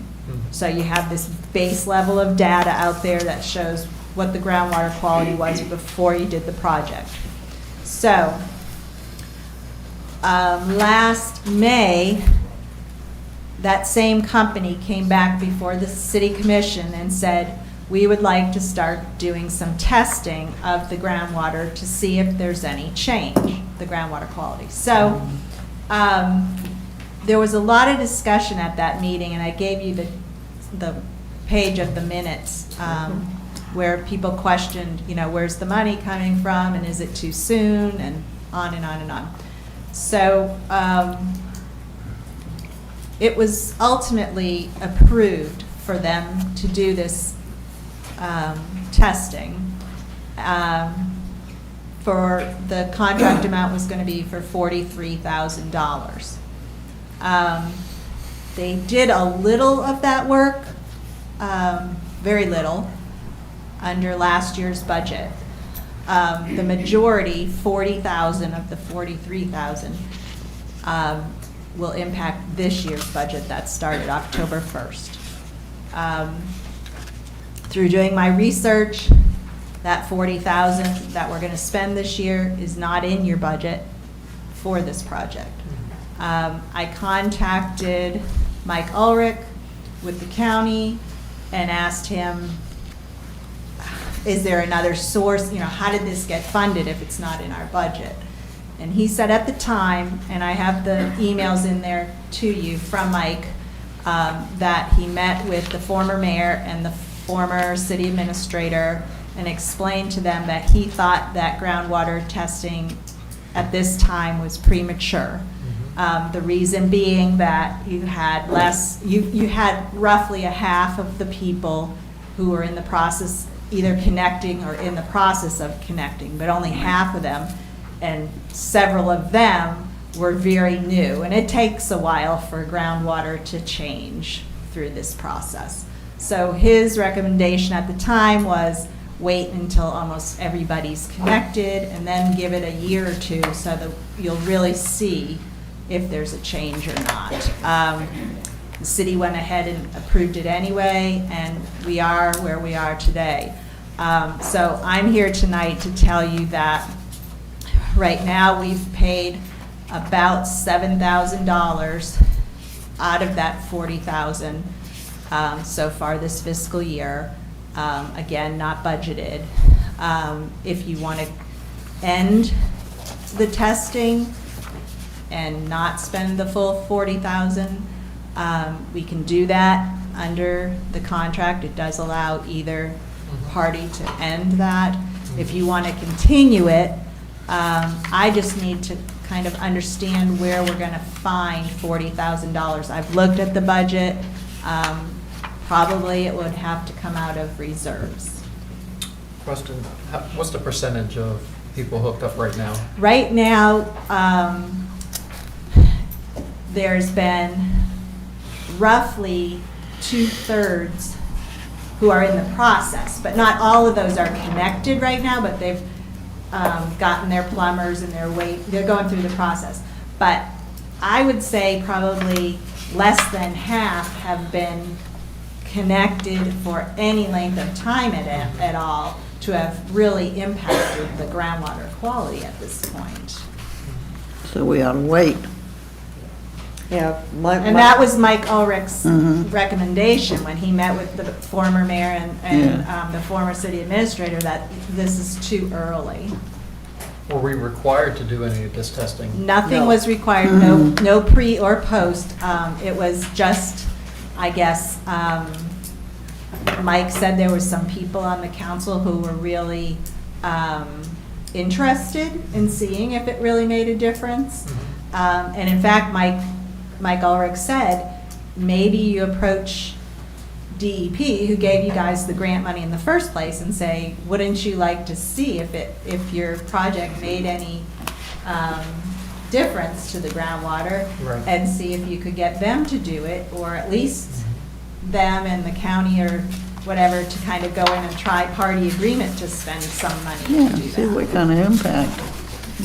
But right now, it's on the city's, we've got a contract right now for that. That would end, I think, in May or June.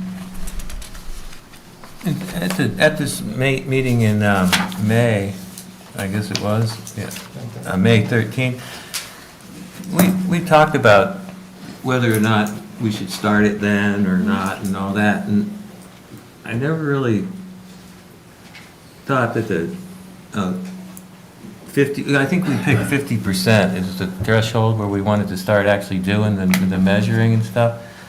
But I kind of, now that you put it that way, that there wouldn't be a huge impact on it. Well, not only Right do you have to away. be connected, you have to be connected for some length of time. Right. It's not like turning on the faucet type thing. Groundwater quality takes a little bit longer to see a difference.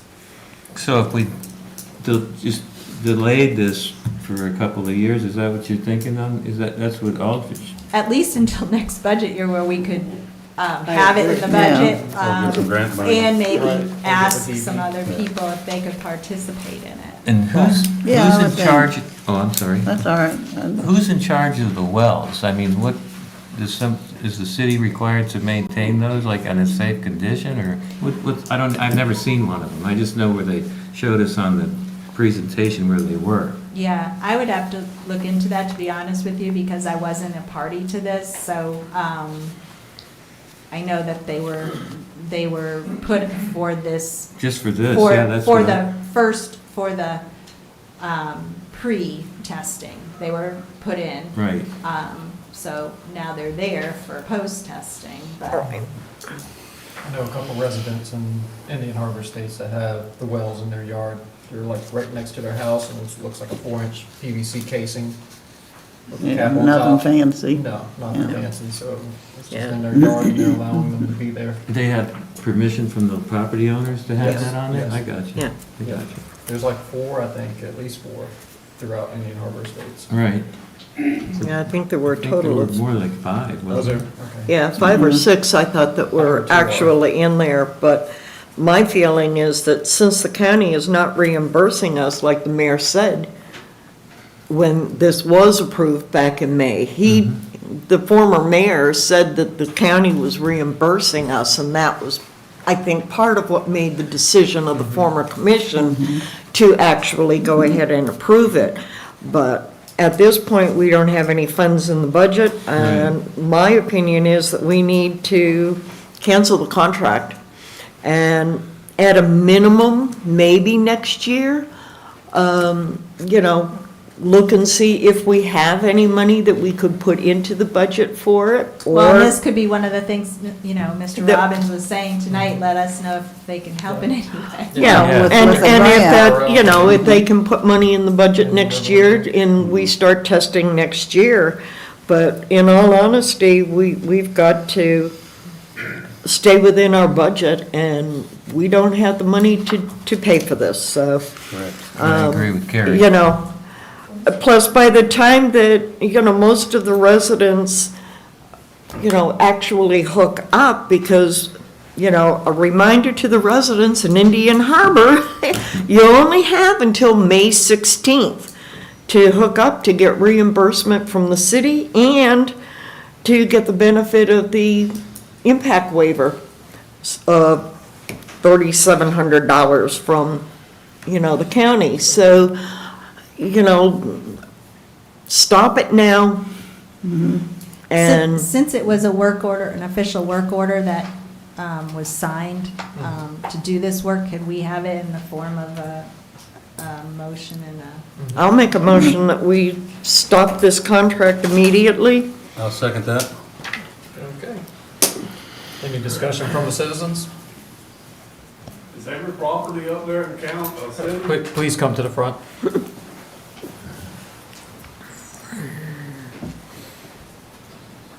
Is every property in Indian Harbor in the city? Yeah. They used to not be.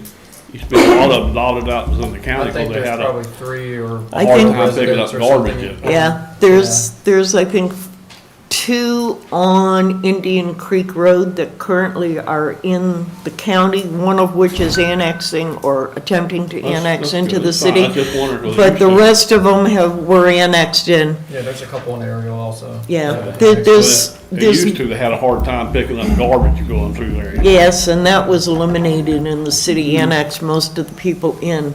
So we don't have the city-county crap that we used to have. That's all I was wondering. Thank you, David.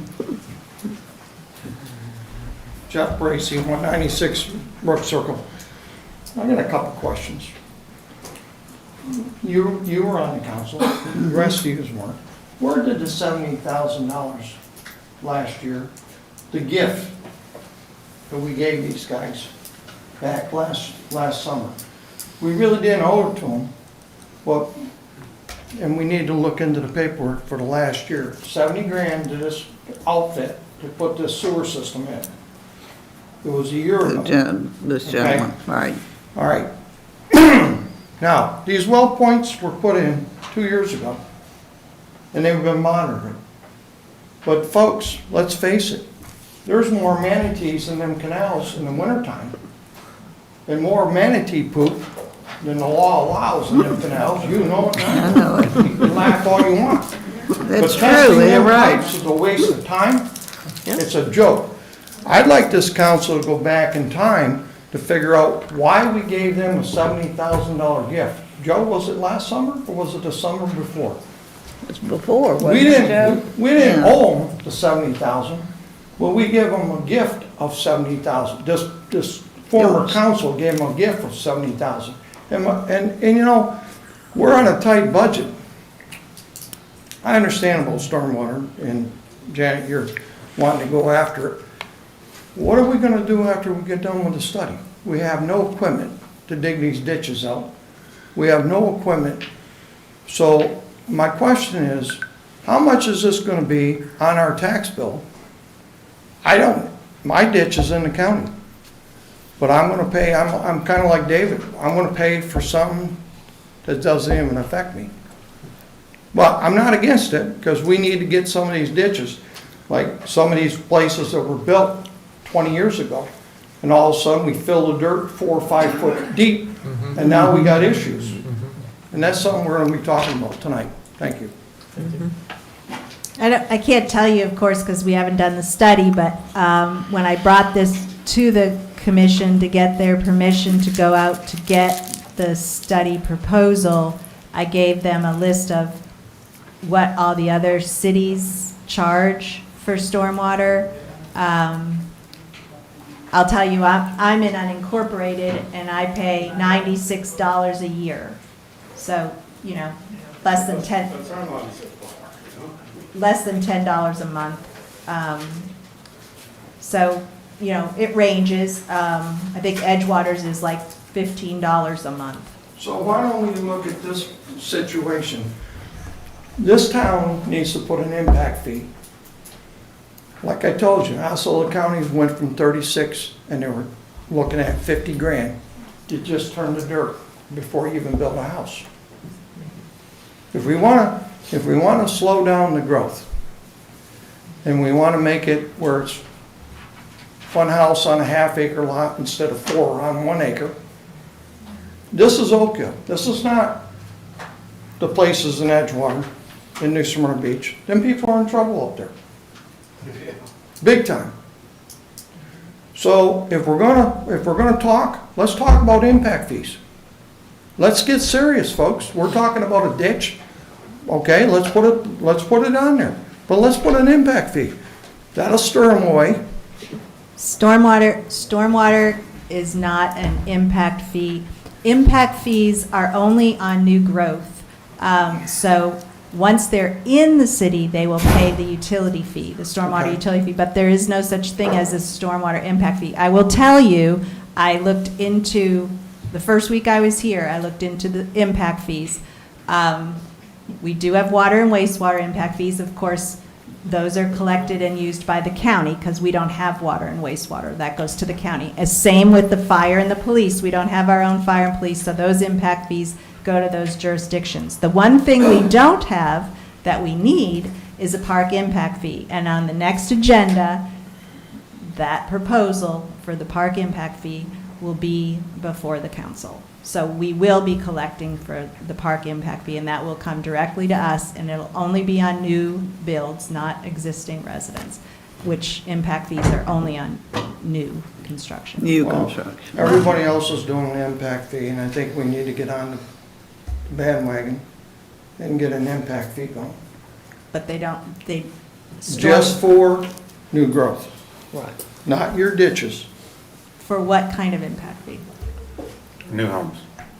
Well, like I just said, It looks- every impact fee that we can charge, roads, water, sewer, fire, police, are already charged. There is no such thing as a stormwater. Why are impact those fees going to the county? When the city has to pay a contract for the taxpayers are paying a contract amount for the sheriff's department, why is that impact fee going to the county and not coming to the city? I mean, we spent all these millions of dollars on the sewer project. Who's it benefiting? The county. The county. Because they're collecting the Okay, utility so they fee. can take it out here on Beacon Light and fill that monstrosity built in 1997. The impact fee goes to who's providing the service.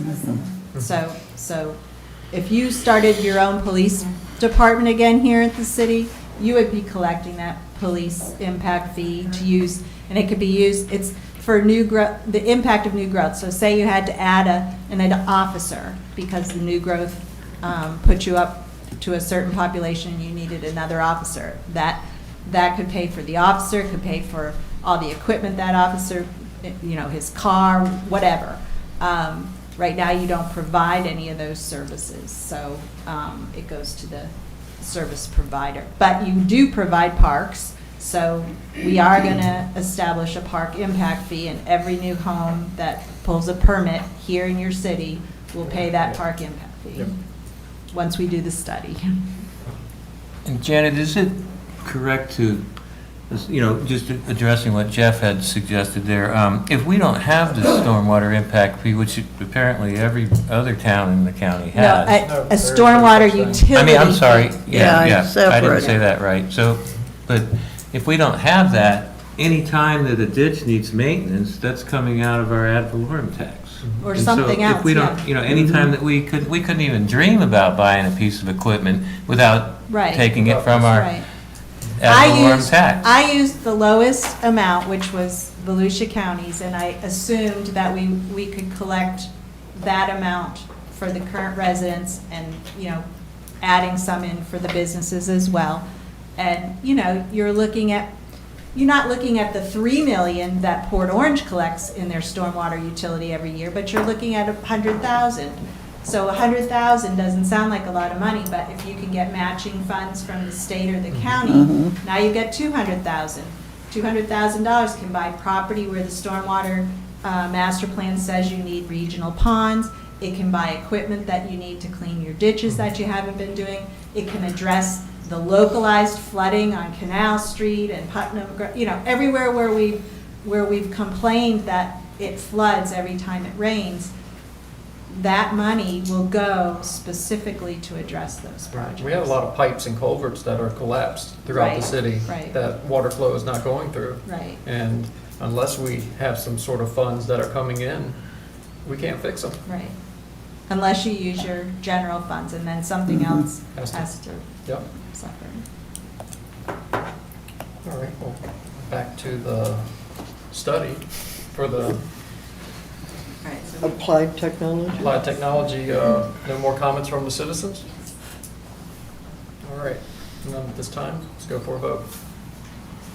Need a motion. I think we had a motion. We already did. Yeah, we had a motion to stop it. Mayor Taylor? Yes. Vice Mayor Gaetano? Yes. Commissioner Hyatt? Yes. Commissioner Dollinger? Yes. Commissioner Warren? Yes. I just have one other before I turn it over to the mayor for the special event committee discussion. We have 2 janitorial services we use here in the city. One is for the VIA Hall and one is for City Hall. The woman whose company covers City Hall has turned in her key and is no longer going to provide that service. So I'm just asking if the commission would allow me to use the same cleaning service that is doing the VIA Hall until I can assess. I'm thinking once we have Public Works up to full staff, I might have them start taking over some of this, but just to get us through, if I could get the city commissions, it wouldn't cost anything additional. It would just be the woman who's doing the VIA Hall would take on the City Hall responsibilities too until I can figure out what to do from there. I approve that. Consensus, yeah. Okay, thank you. There was one more comment from earlier that I didn't see. Okay. Do you want to do that now or after yours? What subject was that on? About the tree, Thompson debris removal Okay. for, That would have been FEMA. under, Not on the agenda. Not agenda item. I'm sorry. okay. Well, before I get started on that, I guess we can pull that back and go back to citizens' participation. Go ahead, call them. Tim Jacobs? Good evening. You could take one and pass it around. If you got my email this afternoon, you know what this is about. Again, we'll go into detail if you want to go private sometime soon. But since how you're spending so much money, how about we save a couple $100,000? Huh? Thank you. Good. I haven't seen this. I like Thank you. that. So my name is Tim Jacobs. I Do we live at have more? 219 Lagoon Mist. I had 5 just for the commissioners and the mayor. 219 Lagoon Mist. I want to talk about Thompson Consulting Services. I realized today when I read the minutes in October that the city had allocated not to exceed with Thompson Services for their consulting services for debris monitoring. I had contacted the county back in early October to find out who was going to do the debris monitoring for Volusia County, subsequent entities, because I used to work for Wood O'Brien's, and we closed our doors in February 24. We had the contract for Volusia County, Edgewater, Ponce Inlet, you name it. So I was told that the county was going to the city was going to piggyback. I assumed they were going to piggyback with the county. In hindsight, it probably would have been a great idea if you'd have done that, just my opinion. However, I went and applied and I worked with Thompson Consulting Services for Hurricane Milton in Edgewater. And I worked there for one day and I realized they were pretty much, in my opinion, committing fraud. This is a personal letter that I wrote for a professional courtesy to the other project manager at Thompson Consulting in Lake Mary. Again, I was operations manager for Wood O'Brien's, and I wrote this letter, but detailed in that letter is the exact inconsistencies, which puts them in my opinion, violation of FEMA 325. So what they're not doing, I got sticky notes on there, so we can just shoot right to the sticky notes. The first one is on the bottom of the second page, where it talks about their logs. Now on the back of the attachment there is the actual log for the tower log. And that tower log, according to FEMA, you are required to submit percentages from a truck that has already been certified to a certain amount. Let's see, I have 74 as the example on there. When that truck comes in, they get paid by what their percentages computed to a cubic yardage, and then they get the actual cubic yardage as permitted, is what they get paid on. So if you put 60% in there, then you get 44 out of 74, right? Well, what Thompson was doing and how they structured their things is that instead of using 60%, they put in 60 as the actual. So if you back calculate that, that's an 85% load call. And so what you need to get is the actual, the tower logs, the real ones. So what they do is they submit these tower logs, put them digitally, and then submit them for reimbursement. So the digital aspect is what you don't want, because there's a term on there, if you look on page 2, called the back end. Again, 7 years at Wood O'Brien's, and I used the term, or heard the term back end probably 3 times. And the one day I worked there, I've heard it 25 times. They fix everything on the back end. Well, let me give you a little bit of industry term for back end. We fix it. We make it work. We take that number, and if the number doesn't come out right, well, we'll make it look good. So what you need is the actual tower logs. The tower logs, that when that rig came in at 2 o'clock in the afternoon, and what was there, what was written down, not what they fixed on the back end to submit for reimbursement. That's what you need. Also, according to FEMA, Appendix B, page B4, or B4, it talks about photos. So when you're doing load calls, which you're dealing with money, this is all data. It's not a stick. That stick has value. That door that come off somebody's cabinet that got ripped out has value. It's all data. It's all you do is collect data. So this data goes in, and it has a dollar amount assigned to it. So when you're dealing, like, we're dealing with big money. Like if you're getting paid $5 a cubic yard, and a guy's got a 75-yard truck and he's getting 60% load calls instead of 40, you're talking a couple $1,000s a day extra that this guy's getting padded. Okay, we call that fraud in the industry, and that's what I did for a living, is fraud prevention. I was kind of the fixer guy. Well, when I made this known to Randy at the city of Edgewater via this letter, no action was taken. But I'm not a taxpayer there, so they can do what they want. They can waste their money. Port Orange, Ormond Beach, they can do everything they want. Because Thompson, if in fact what they are doing is what I am insinuating that they are doing, having worked there and having a pretty good knowledge in the industry, then they committed fraud. So when I saw your not to exceed of $400,000, I was like, I've gone to Florence, North Carolina, or I've gone to Thibodaux, Louisiana a couple years ago. Our not to exceeds were 200,000. So when I saw this amount, I'm going, Oak Hill, right? We've probably got, do you even know how many cubic yards of veg or C&D or white goods that you've done? Have you asked for that from, did you piggyback on Oak Hill then? I don't know, or on Edgewater? Is that who you went through? We're in the process of getting that. We have a meeting set up with DEP, or FEMA tomorrow, I think. Right, this isn't gonna be FEMA, this is No, Thompson. no. I mean, we'll be getting that information from the contractors, and FEMA is the one who pays for it. We'll let them know this, of course. You pay for it until you get reimbursed by FEMA. Right, but we'll get reimbursed. But You're we sure- will, But what I'm saying is this is where the failure comes in. The failure comes in trust of a company Right. that hasn't been vetted. and I'm telling to you, handle we the will, financial we will aspects. bring up what you're saying to the Mhm. FEMA rep to find out, how best to go about this. And then the other thing to remember is, if everybody will recall, probably not the new commissioners, but what your former city administrator did, your former city attorney said, use, I think it was Port Orange's contract as a go-by. So he took that verbatim. If you remember, in one of the things, it said $1 million, and Scott was laughing, saying, I didn't mean to take the money part verbatim, I meant to take the contract work verbatim. So, It's understandable, it's because there's just a lack of knowledge Right. of what is done in Stormfield. right.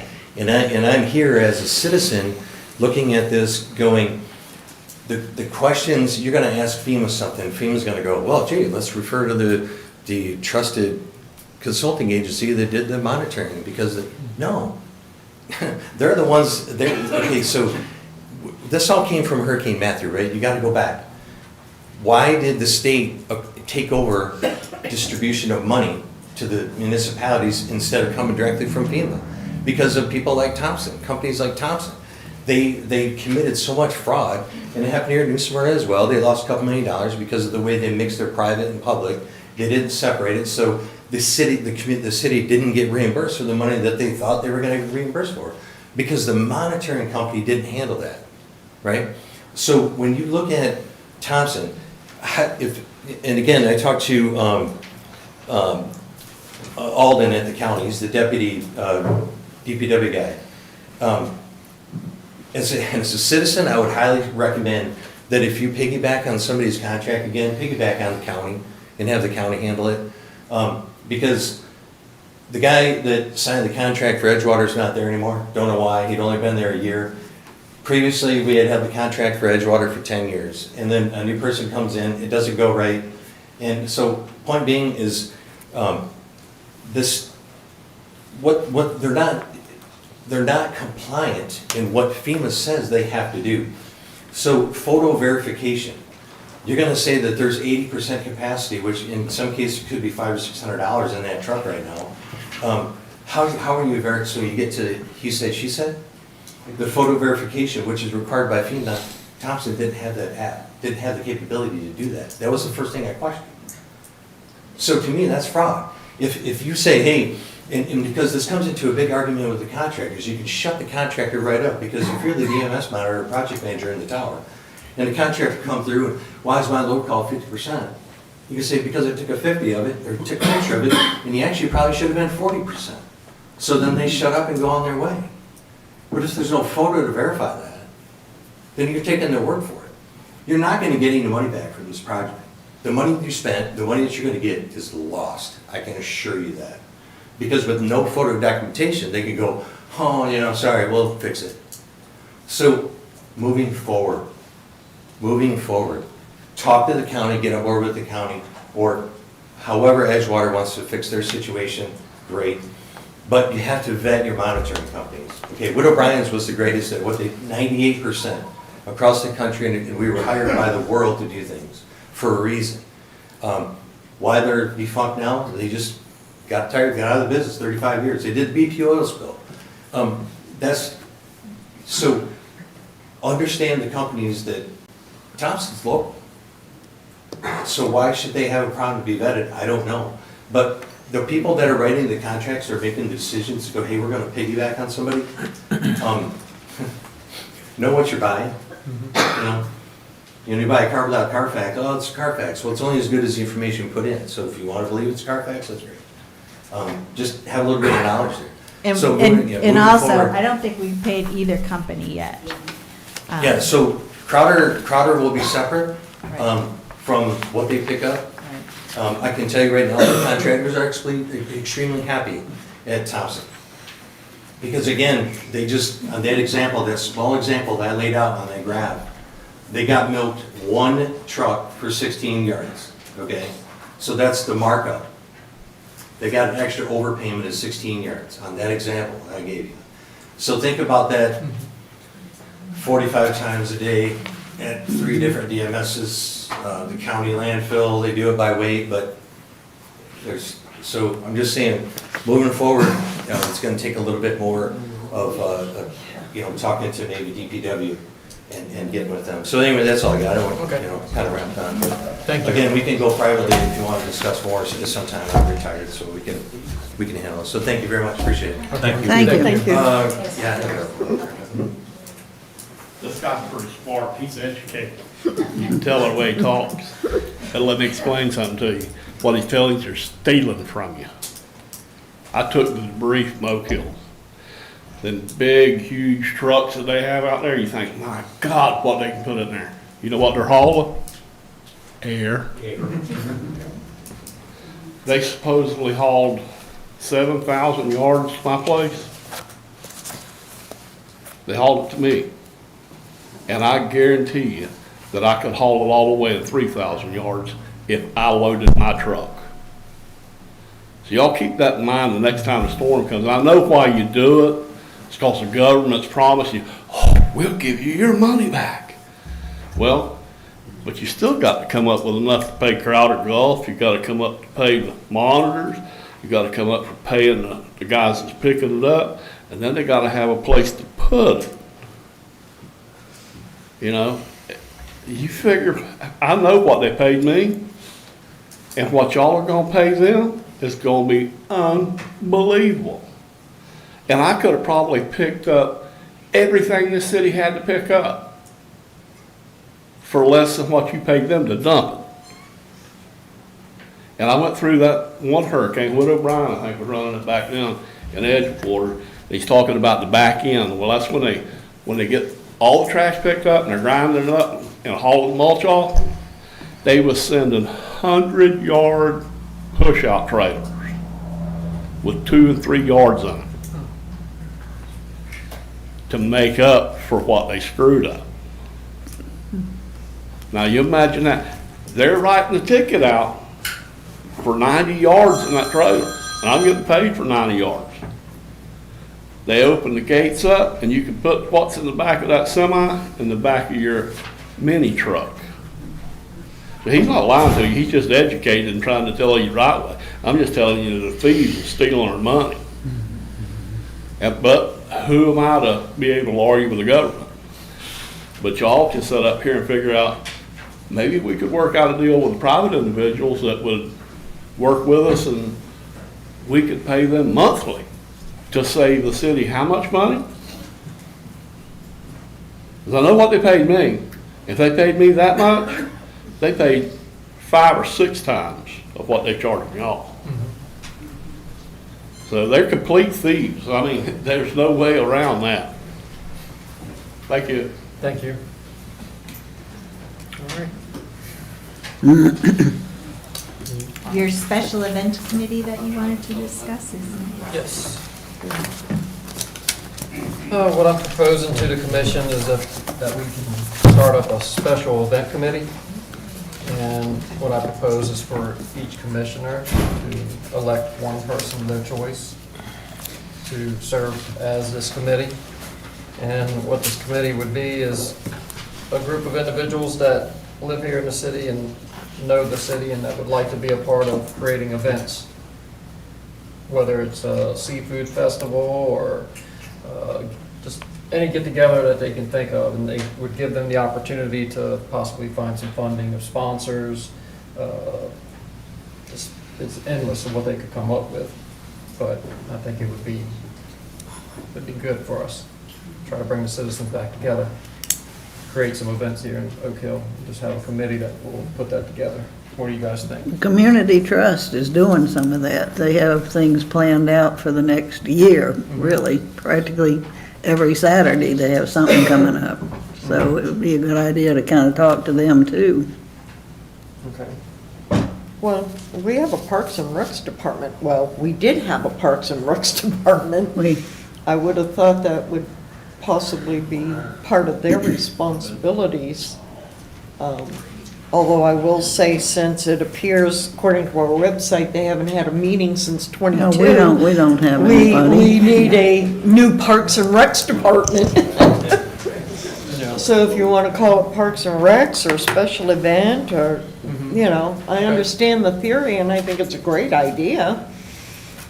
It's just, there's a lot of things that we haven't done in a long time that I I think think we should get there's a back on lot of track things. with. And Well, for example, Drew Ann did the Veterans Day Yes.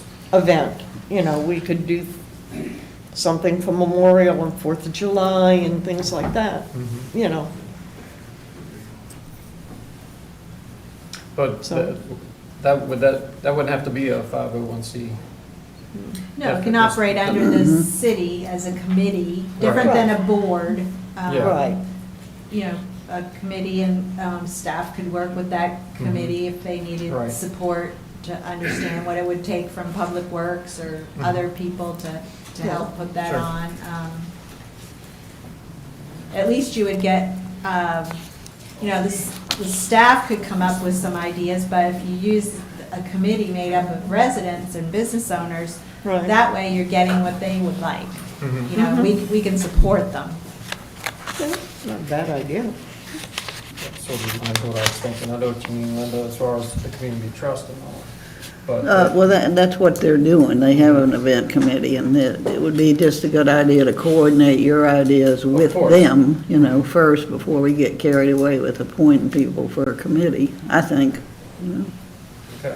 Well, this was just an idea. Oh, it's a good idea. That if- Bring the if it's community something together. that we think is a great idea, we can bring it back to our next meeting and decide if this is a direction we would like to go, and if we do, then we could appoint Yeah. someone that we like. Joe could mention who he Good would want idea. on it. You have somebody that you would want, Linda would have somebody Right, you want. right. And you show up at the next community trust meeting and present it to them, see what they think. Okay. But if you run it through them, then it would go through that, any money they collect or anything they would do would be run through the. Well, you can run it the through trust. whoever you want. If you want to do a city function, it's a city function. Okay. Yeah. It's a good idea. Yeah. I'm not opposed to it. I think it's not a bad idea at all. When I is think our there next are a meeting? lot of ideas that we have. Be the first Tuesday in February. First Tuesday in February. Okay.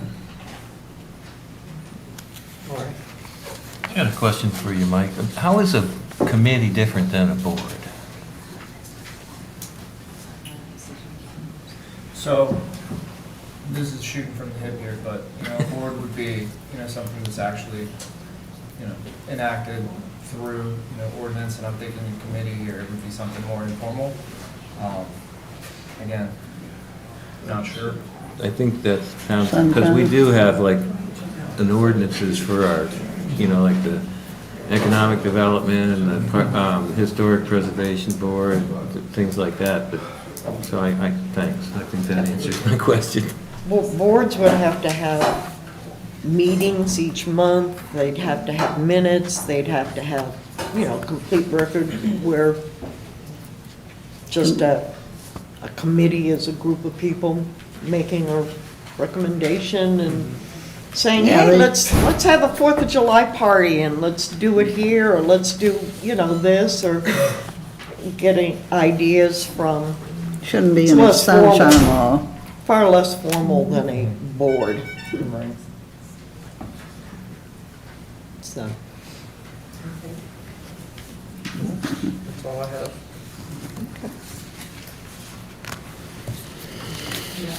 City Attorney. All right, evening commissioners.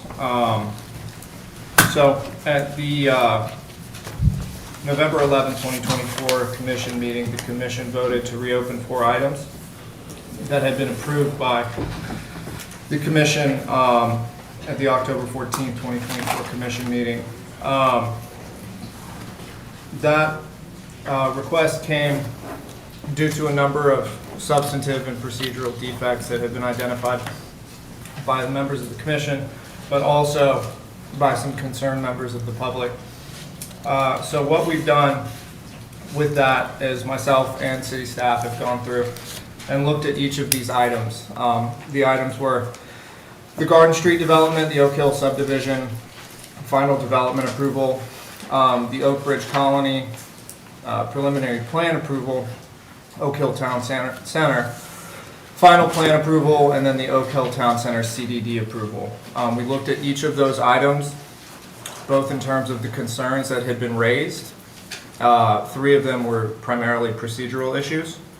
But then we also went through and looked at the developments themselves to see if they substantively conformed with the requirements of the code. And based on that review, I have some recommendations in terms of how we proceed with each of those items. I think that it may be in our best interest to start with Oak Ridge and Oak Hill Town Center, because the recommendation with those is pretty straightforward. So Oak Ridge Colony, the preliminary plan approval, the commission voted to reopen this item based on the developer's apparent failure to provide sufficient copies of the preliminary plan as required under the code. The code effectively requires that 15 sets of plans be provided 120 or 180 days prior. It's my understanding that those were not provided. But this issue was raised at the city commission meeting where these were, where this item was approved. So staff reviewed, we did not find any substantive issues or substantive issues or non-compliance with the LDC, comprehensive plan, anything like that, that would otherwise authorize the commission to rescind or modify this. So our recommendation is that no further action be taken with respect to that item. Okay.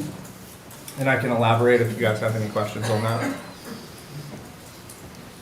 So you're strictly addressing Oak Ridge Colony and Yeah. Oak Hill Town Center with that recommendation? So that was just Oak Ridge Colony. We'll go Right. through the 2 Oak Right. Hill Town Center. Yeah. I think it would Okay. be best if we had, a vote on each individual one. Okay. Yeah. So we'd be voting strictly on Oak Ridge Colony at this point? Yes. You too. Okay.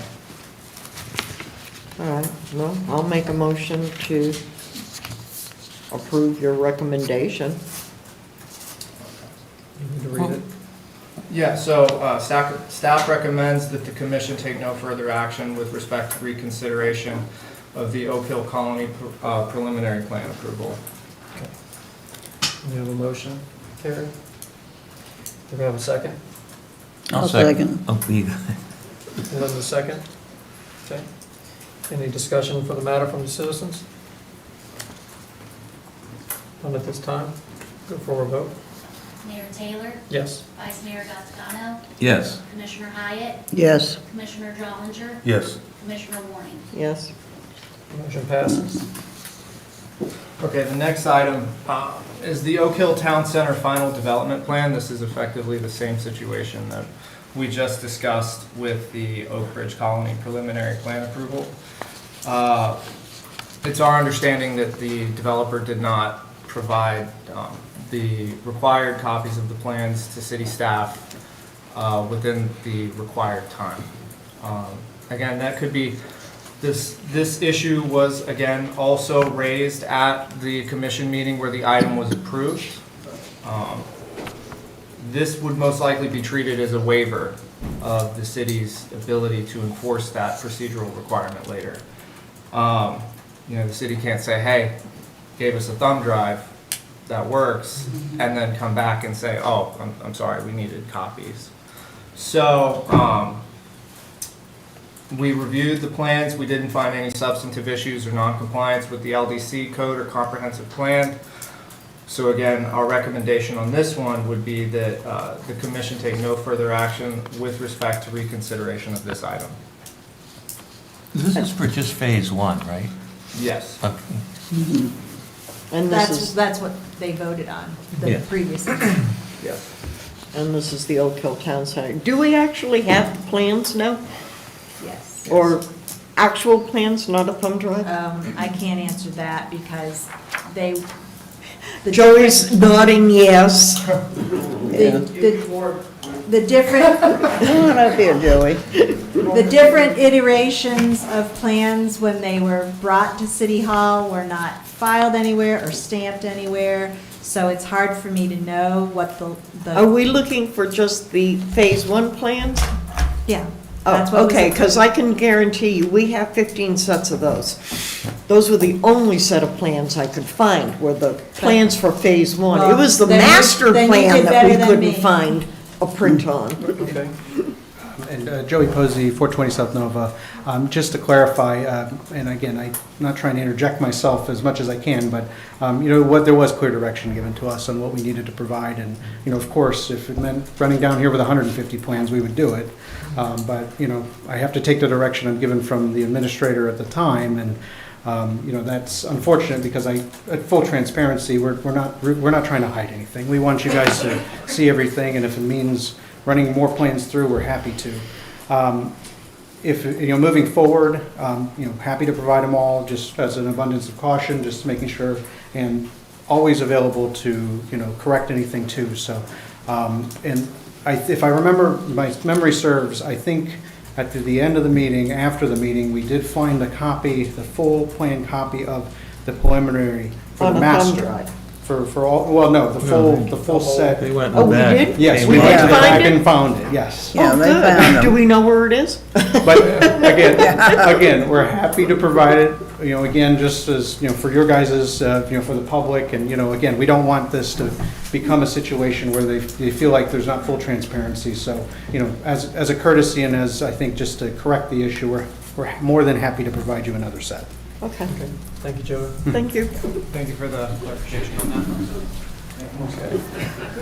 Okay. Okay, I'll make a recommendation that, or a motion, that the recommendation from staff be applied and that we move forward. Okay. You need to read that? Yeah, staff recommends that the commission take no further action with respect to reconsideration of the Oak Hill Town Center final development plan. Okay, we have a motion. We have a second. I'll second it. Mark, seconded. Any questions from the citizens? None at this time. Go for a vote. Mayor Taylor? Yes. Vice Mayor Gazzarano? Yes. Commissioner Hyatt? Yes. Commissioner Dollinger? Yes. Commissioner Warren? Yes. Motion passes. All right. G4. All right, and then we have the Oak Hill Town Center CDD approval. The commission voted to reopen this item because the commission had voted previously to have a workshop hosted by a neutral third party prior to voting on the CDD approval. It appears that funding was provided and was used by the city. However, it's not clear whether that presentation actually occurred. There's some, it's unclear kind of what happened there. The main thing with this is, again, we're going to recommend that the commission may take no further action with respect to reconsideration of this item. There's no substantive or procedural violation of the LDC code or comprehensive plan. The workshop was not a requirement for CDD approval, and it has no bearing on the applicant's rights after approval. The city requested the workshop, the applicant, complied with that, paid for it, and the city can't, deprive the applicant of their rights under the CDD approval because of inadequacies with the city's own workshop. So, again, our recommendation is that no further action be taken with respect to reconsideration of this item. I can say without a doubt that the workshop with a neutral party never happened. Joey knows that too. Yes. To be fair to Commissioner Catagano, I can understand the miscommunication that may have occurred, because there was an expectation, I think, given from this board as to how they would move forward, and we've always made ourselves available to be at any workshop that was called. There was a preliminary workshop called, I think if I remember, in September, where there was additional discussion, but what I will make a representation to you tonight is if there's, because we have a new commission and they're in the air of transparency, we are more than happy to come and have that discussion, even though it is post the adoption, we are more than happy to continue the dialogue. So if there's additional questions and we're invited back here to have that discussion, that's no problem. We're happy to. So, I at least want to give you that assurance that. Well, I don't mean to interrupt you. Are you finished? Yes. I don't want you to, I just, so you guys paid a fee to us for $15,000. And that money was supposed to be used to bring in another lawyer. I think Simpson had a couple of recommendations on them. And, it wasn't like a small thing. We talked about it extensively. And so now, even if we wanted to take you up on your offer, apparently the 15 grand is gone. And where did that go? Well, I can't speak I know that to you the- don't have anything to do with that. Right. That's a question that the city has to answer. Right. And again, what the part that I can control, I'm more than happy to come here and we will donate our time to have that discussion, just to keep everybody in the loop and everybody, apprised of what's going on. We don't want to be bad neighbors. We want to make sure that everybody understands what's going on, especially for the citizens in the crowd that, come to, a meeting or two and then they feel surprised. So again, if there's something I can do for you to help and to keep that dialogue moving, I'm happy to. I can't necessarily speak to what happened to the application fee because it was a sizable fee and. That's a lot. Yeah. And the other thing is these issues were raised at the meeting where the CDD was approved. And the acting commission at the time, voted to approve it, which again would serve as a waiver of, at least with respect to the city's position on that. I get all that, but Yeah. I still wouldn't mind knowing what happened to the $15,000. Because we certainly didn't get $15,000 worth of input from, because it was basically Simpson and you, right? Sitting there talking about that, and at $120 an hour or whatever Scott charges, that's a lot of hours right there, Well, I think, $15,000. Staff did a review of the city attorney fees that were charged against that, and I think it was like a little over $8,000. So they did not use the whole $15,000. And I concur with you that I was sitting out there at the time, but I understand what you wanted, which was nothing against the applicant, but you didn't want to hear whether CDDs were good or bad from the standpoint of the applicant. You wanted to hear whether they were good or bad from somebody who had no skin in the game. Right. And what you heard from the previous city administrator and the previous city attorney was, we can't give you that information because we've never dealt with a CDD. So at the time, it was, well, go find somebody. You got $15,000 from the applicant, go find somebody.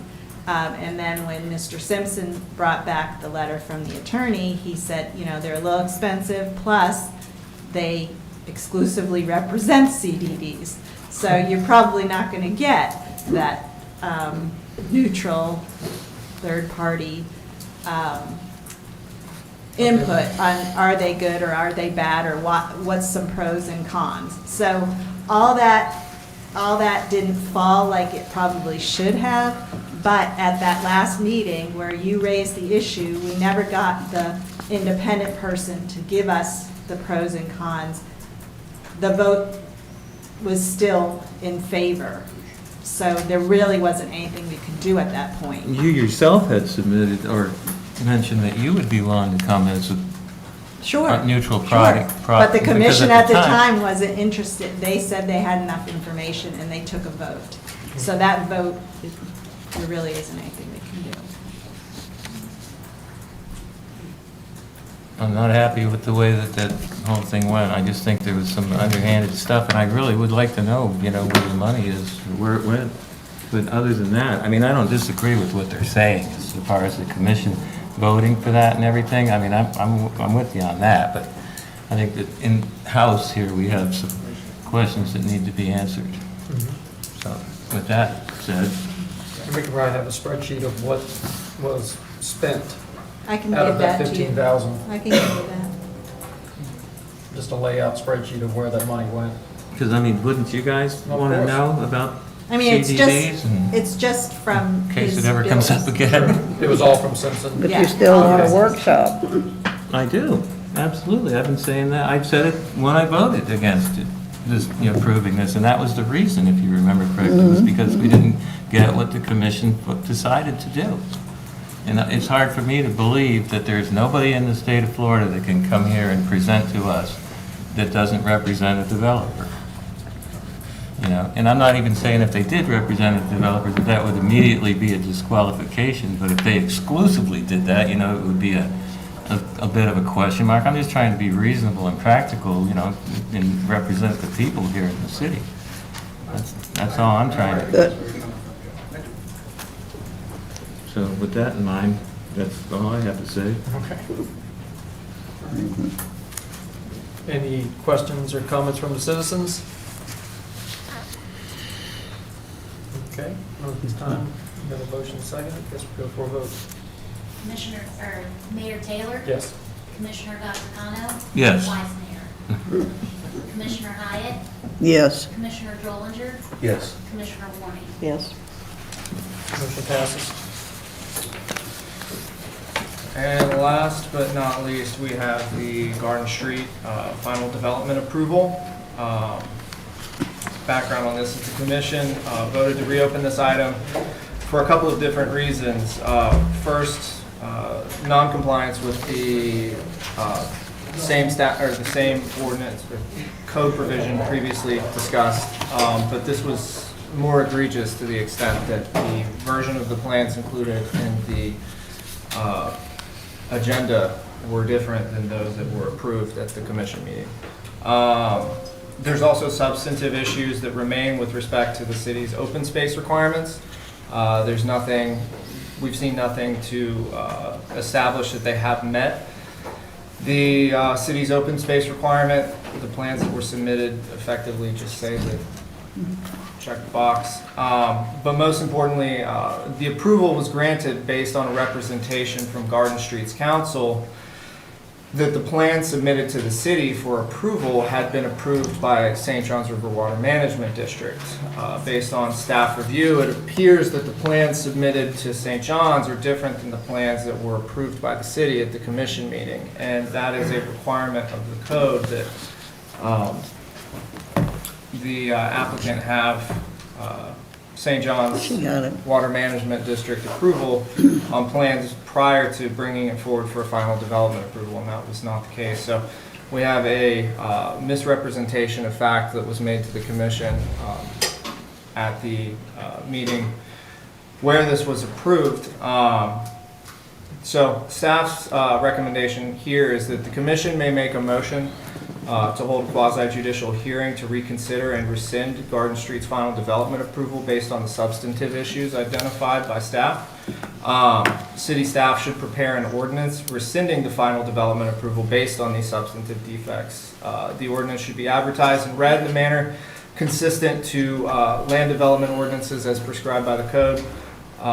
The quasi-judicial hearing should be held where staff can present competent and substantial evidence of these substantive issues, and also provide Garden Street notice and an opportunity to be heard. It's staff's position that Garden Street has not obtained any vested rights under this final development plan because the final development plan, or the final development approval, was obtained through mistake and or misrepresentation. Frankly, intent on behalf of the applicant doesn't really matter. stormwater permitting is material in this case because, as I'm sure the commission is aware, the ponds have been a consistent issue with respect to this plan. And the dispute between whether or not the plant or the ponds could be used to satisfy the comprehensive plan's common open space requirement. So these are directly material to significant issues that were discussed throughout.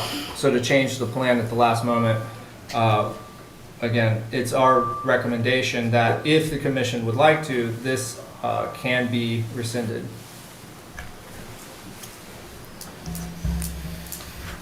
Thank you. Well, we need to have commission discussion in a first and a second, then you can open it up to public comment.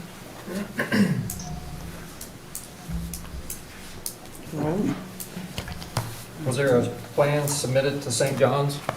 There was plans submitted to St. John's. They submitted the version of the plans that had been included or had been provided to staff prior and were included in the agenda. And they had been granted a permit over that, but then they changed the plan, did not get did not get St. John's River Water Management District approval, and then put it before the commission and said that they had. So the approval that they approved the night of the meeting was not the same plans that were submitted to St. John's as a match? That's correct. Or to the commission. Or to, right, that's what I'm saying, to the commission. And then they lied about it, correct? Yes. Well, they said they had the permits necessary for final plan approval, St. John's being one of them.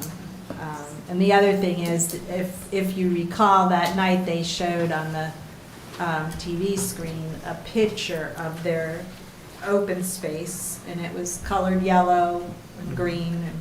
But there was no adding up of that space anywhere. Just on the bottom, it said everything in yellow equals, surprise, exactly what they needed for their open space. But it needs to be more detailed than that. They need to say, okay, this area had 3.2 acres and this area had this, and it was not. So it was just a picture representation versus what's required by code.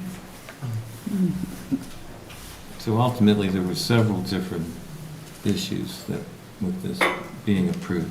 Yes. Okay. Yes. So what is required to rescind So, the vote? That's a great question. The code considers and authorizes rescission of a final development plan. It does not provide a procedure for doing so. My recommendation therefore would be to put it in the position that affords Garden Street the maximum amount of notice and due process to be able to come in and present their side of the story. The way I would recommend that we do that would be in the same way that we would do any other land development ordinance. So basically, prepare an ordinance that says, the city will rescind because of these reasons, advertise it in the same way that we would any other land development, first and second reading, and then have a quasi-judicial hearing wherein, city staff would present competent and substantial evidence of the defects. Garden Street would be provided notice and an opportunity to be heard. And then at that point, the commission would serve in a quasi-judicial capacity, effectively just looking at whether or not, based on the evidence presented, it appears that the final development approval did or did not comply with the requirements of the code. Okay. Basically, it's back to the drawing board. Right. So this would take them back to the beginning of the final development approval Right. process. So they would still have their preliminary plan, but they wouldn't have their. Right. Yeah. Okay. Because even right now, we don't even have a accurate plan to look at right now. Well, I could show you what was approved, But it's not but factual to the original.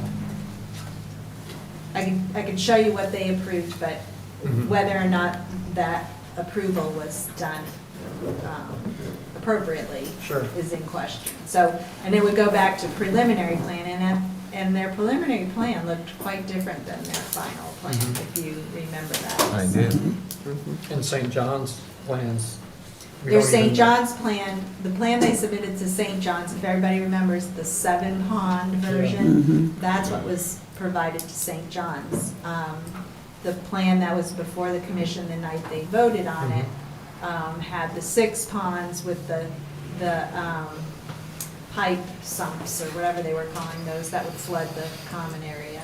Do you know if they even submitted the plans they showed us to St. John's for approval? I don't know if they've done that or not. When I talked to St. John's about the process, they said they would have to submit the plan that got approved for a permit modification. You know, but I don't know if they've done that. They hadn't done that when I talked to St. John's. Whether they've done that since, I don't know. But we would find that out, of course, before the public hearing. Okay. I would make a motion then that we follow the procedures that Mike said to rescind the development plan, final development plan, until such time as proper documentation can be presented accurately and St. John's has actually reviewed the current and most up-to-date plan. Would you like me to reread my recommendation? If it needs to be read for the record. Yeah. Okay. So, staff's recommendation is that the commission make a motion to hold a quasi-judicial hearing to reconsider and rescind the Garden Street final development approval based upon the substantive issues identified by staff. Staff should prepare an ordinance rescinding the final development approval based on these defects. The ordinance should be advertised and read in a manner required by the land development ordinances.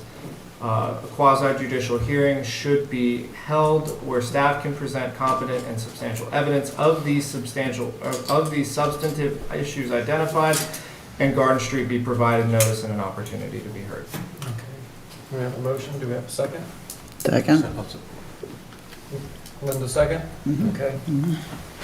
Any comments from the citizens? Yes, Mr. Mayor, members of the commission. Your attorney has covered most of what I needed to say, so I'll point out a couple high points here. One is that your original motion to reconsider was within 30 days, which would have been within any time for an appeal, so no rights could have vested. And not entirely sure what the commission then was voting on, since we had one set of plans on the screen and a different set in the notebooks.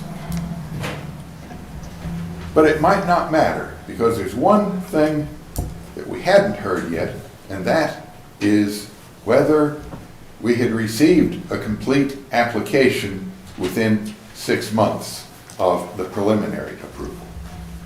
With that, I would answer any questions or urge you to adopt the motion proposed. Thank you. Thank you, sir. Mayor Taylor? Yes. Vice Mayor Gazzagano? Yes. Commissioner Hyatt? Yes. Commissioner Jollinger? Yes. Commissioner Warning? Yes. Motion passes. Old business, public hearing. Go, Dan. Yeah, this is the second reading to adopt ordinance number 2024-13, an ordinance of the City of Oak Hills, Volusia County, Florida, creating section 28-27, sleeping/camping on public property prohibited, prohibiting sleeping on public property, providing for conflicting ordinances, providing for severability, and providing for an effective date. This ordinance, if you remember, is what the city decided to do because of the new law in Florida. You've entered into a contract with First Step in Daytona, which provides anybody needing a place to sleep. Therefore, you can prohibit camping and sleeping on public property. So this, once you adopt it, will be in effect. People will be able to be told they can't sleep on public property. They'll be given the option of First Step. And we also have prepared a handout of other services that these people may be in need of, and that will be available to them as well. Great. Motion to approve. I'll second. Okay. Any questions from the citizens? Not fast. Thank you. Kristen Mellinger, 247 River Road. So does this, just a question, does this cover in campers on the roads in Oak Hill?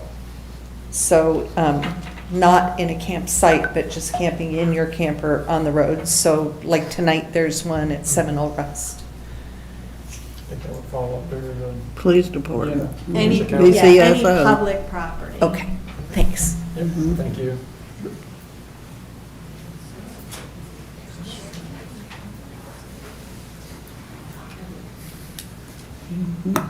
There's a sheriff in the back if you would like to speak to him. I can't see him, but. He's awfully quiet back there. He's here. All right, no other questions? Go for a vote. Mayor Taylor? Yes. Vice Mayor Casano? Yes. Commissioner Hyatt? Yes. Commissioner Dollinger? Yes. Commissioner Warren? Yes. Motion passes. New business, city goals. These are just things that we continue to work on, customer service improvements, and I've added employee training and education just so that commission knows that we are getting formal training for our clerks through the Florida Municipal Clerks Association. Both Megan Bracy and Tasha Meyer attended the first City Clerks Conference earlier this month, learned a lot, and they'll continue to go to those to become certified as city clerks. Goes over a lot of things to keep us doing what we need to do properly. And as well, Megan's going to be attending records management conferences to learn what records should be destroyed, how long records have to be kept, all the various ins and outs of that. Good. And then our acting public works supervisor, Travis, will be attending a course on stormwater next month so that he can get his certification for understanding all the things that the state requires. At the end of his 2 or 3 days, he'll take a test. If he passes it, then he's the level 1 certified in stormwater management. Nice. Trying to get everybody up to speed on better understanding what our requirements are so we can follow them and make sure we're doing what we're supposed to. Very cool, thank you. Boards and committees. Oh, I was just sorry. gonna say, we got 2 in there now. Yeah, we got 2 goals. Finally. Very good. All right. And we've all got ethics coming up. Yeah. Yes, we do. It's coming up. That should be a goal too. All right. Boards and committees. Yep. I'm tired, I want to go home too. So I have only 2 items and I'll be brief. I'm this close to getting us signed up with the Florida Surplus Equipment Disposal List. They have all kinds of stuff. They have vehicles, they have mowers, they have tractors and everything else. I've got a username, I've got a password. The only thing I don't have so far is their secret handshake. Well, I should have that when they come back from vacation. As an example, City of Edgewater bought a mine-resistant anti-personnel vehicle, which probably cost $750,000 or more brand new for their SWAT team. They paid $2,000 for it. So I think that we should probably look at that. Now, I am not authorized to buy anything for the city, so after I make the website work, I will hand over all the information to the city. You'll have to change the email. The last item I have is FWC has a program where they remove derelict boats. It's free to us. I have given the information to Mike McGrath, and he says as soon as I find something, I'll turn them loose. Okay. That's great, that's all I do. Thank you, Mike. This is what we asked for. Yeah, that's what we asked for. Comments and Thank you, dear. concerns from the commission? Anything for you, Linda? Nothing for me. Okay, anything for you, Joe? I just wanted to say that Shannon, no, the lady from Maiden Hunt, Jennifer Shannon, called me and said that she had prepared everything that she was going to do and had sent it off to Brad Blaze to look over and I guess just approve it or disapprove it or whatever. So we're moving a little bit more forward on that stormwater project up there at the intersection of Canal and Route 1. Okay, good. So, Good. because she just said she's pretty confident she's going to have it in time for your presentation. Very nice. I'm looking forward to that. Excellent. Good. We're making a difference. Yes, that's right. Anything for you, Mark? Mr. Robbins came in here and talked about that grant money or money that he could give us for the stormwater. If we could get any updates or info on that, going forward and present that to the, community so that they can see it. Yeah, a couple things that the mayor and I have learned just from meeting with with the county and being there at the Volusia delegation. What we need to do is have a couple of what's called shovel-ready projects, meaning they've got some engineering done on them already. So what I'm hopeful we can do is work with Mead and Hunt to get a couple of these where we experience flooding, get enough of a plan in place so when the county comes to us and says there's money available, or the state comes to us, what the mayor and I are hearing is they'll give you 50% for the project, but they want it shovel ready. They don't want to wait 2 years to get it engineered. So we are going to be bringing forward some options for these projects, and then, like I said, getting them designed enough that if the county or the state comes to us and says, all of a sudden we've got money to give away, we'll have something. And other cities have learned that already, so when we saw them at the legislative delegation, they were all saying, we have our shovel-ready project. So we're going to get on board with that for sure. Awesome. Okay, thank you. Oak Hill Sports Club had a chili cook-off, and that turned out really good. Congrats to all the winners. And I attended the 2025 Volusia County Legislative Delegation meeting, where I introduced myself and the city to our representatives and our senator to ask for funding for stormwater projects. I will be going to Tallahassee next month with our lobbyist to go and get more detail for future projects and grant needs for our stormwater, so we can get them clean and repaired. So, Georgia? yes. Yeah, good. So I'll be busy the next several weeks fighting for us. I got a question for you, Ricky. So the definition of shovel-ready, so let's say, we know that we have a ditch that runs all, across Nancy Street and on down all the way to Turnbull Creek. That ditch is already made. All it needs is to be cleaned. Is that something that requires engineering for that? I mean, I because would the think that county, stormwater plan already shows what engineering needs to well, be like when the done. county came and cleaned the ditches just on the, I guess, south of the park, Cummings Park, they just took that beautiful machine that they have and started going right down that ditch, and there was no drawings or engineering, so I'm just curious about that, because that's key to that. Sure. Just cleaning that ditch would probably solve half of, I'm just spitballing. Are you talking about the maintenance of the ditch? Yeah, well, You don't it need hasn't you don't been- need engineering plans to maintain something. You need it if you're gonna alter it. Right, so that's their ditch. Right. It's inhibiting our city. Yep. We'll- Just saying, right? Like I said earlier in the meeting, Travis and I have a meeting with the county on stormwater issues where we got a map of all the stormwater canals and ditches that are under their control. So we're gonna be meeting with them Well, to that's see good how we news. can work together. Yep. If they're out there, once we have some funding, can we ask them to do more? Since they've got the machinery, until we get to a place where we can do more of it our own selves. Good. And again, Mr. Robbins has gotten with our mayor and said, let me know if our staff can help you in any way. So we are really trying to He's take good. advantage Yeah. when we can. Very good. Very, very, very supportive. I mean, he was emailing me like at 6:30 this morning. Nice. A whole list of things that he's already put other people in front of for us here in Oak Hill, so. Good, I'm very can we excited. get the county to do some code enforcement? That's on the plan too. Okay.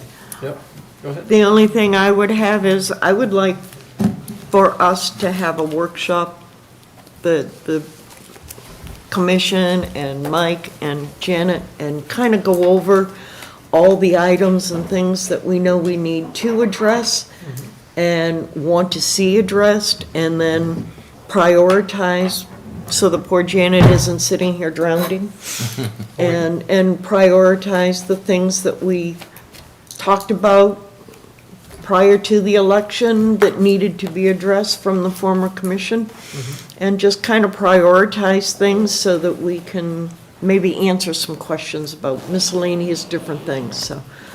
That's all I've got. I'd just like to see a workshop. Okay, I can Let's reach set out up- and get dates for. Could we add that to the same day that we do the burns? I don't think that could be covered in an hour. I mean, that's an hour. Yeah, That's that not gonna- Burns is gonna be, yeah, this could be a long time. Yeah, we're gonna need more than an hour on that one. I Yeah. think. We could do it prior to a commission meeting sometime too. Yeah, just not the Burns one. Yeah, no. Yeah. Okay. Okay, I'll get with you, I'll just schedule that. Right. But no, that's a Okay. great idea. I would like to do that, be part of that. Yeah, I just think it would be helpful, maybe, you know, Mike and Janet can educate us on things that we can or cannot do, and how we can maybe make some improvements and fix some of our multitude of problems that we have. We're knocking them down one at a time. Exactly. Motion. Motion to adjourn. Thank you, everyone. Have a good evening. We can't get a company Learjet, they don't give us airplanes. Well, that was faster than I thought it was gonna be. I'm gonna start calling you the day That's before the meeting. For my list of things that I wanna go From with. the hip, I'm like. So you're gonna be the banking department, and TD sent a bid?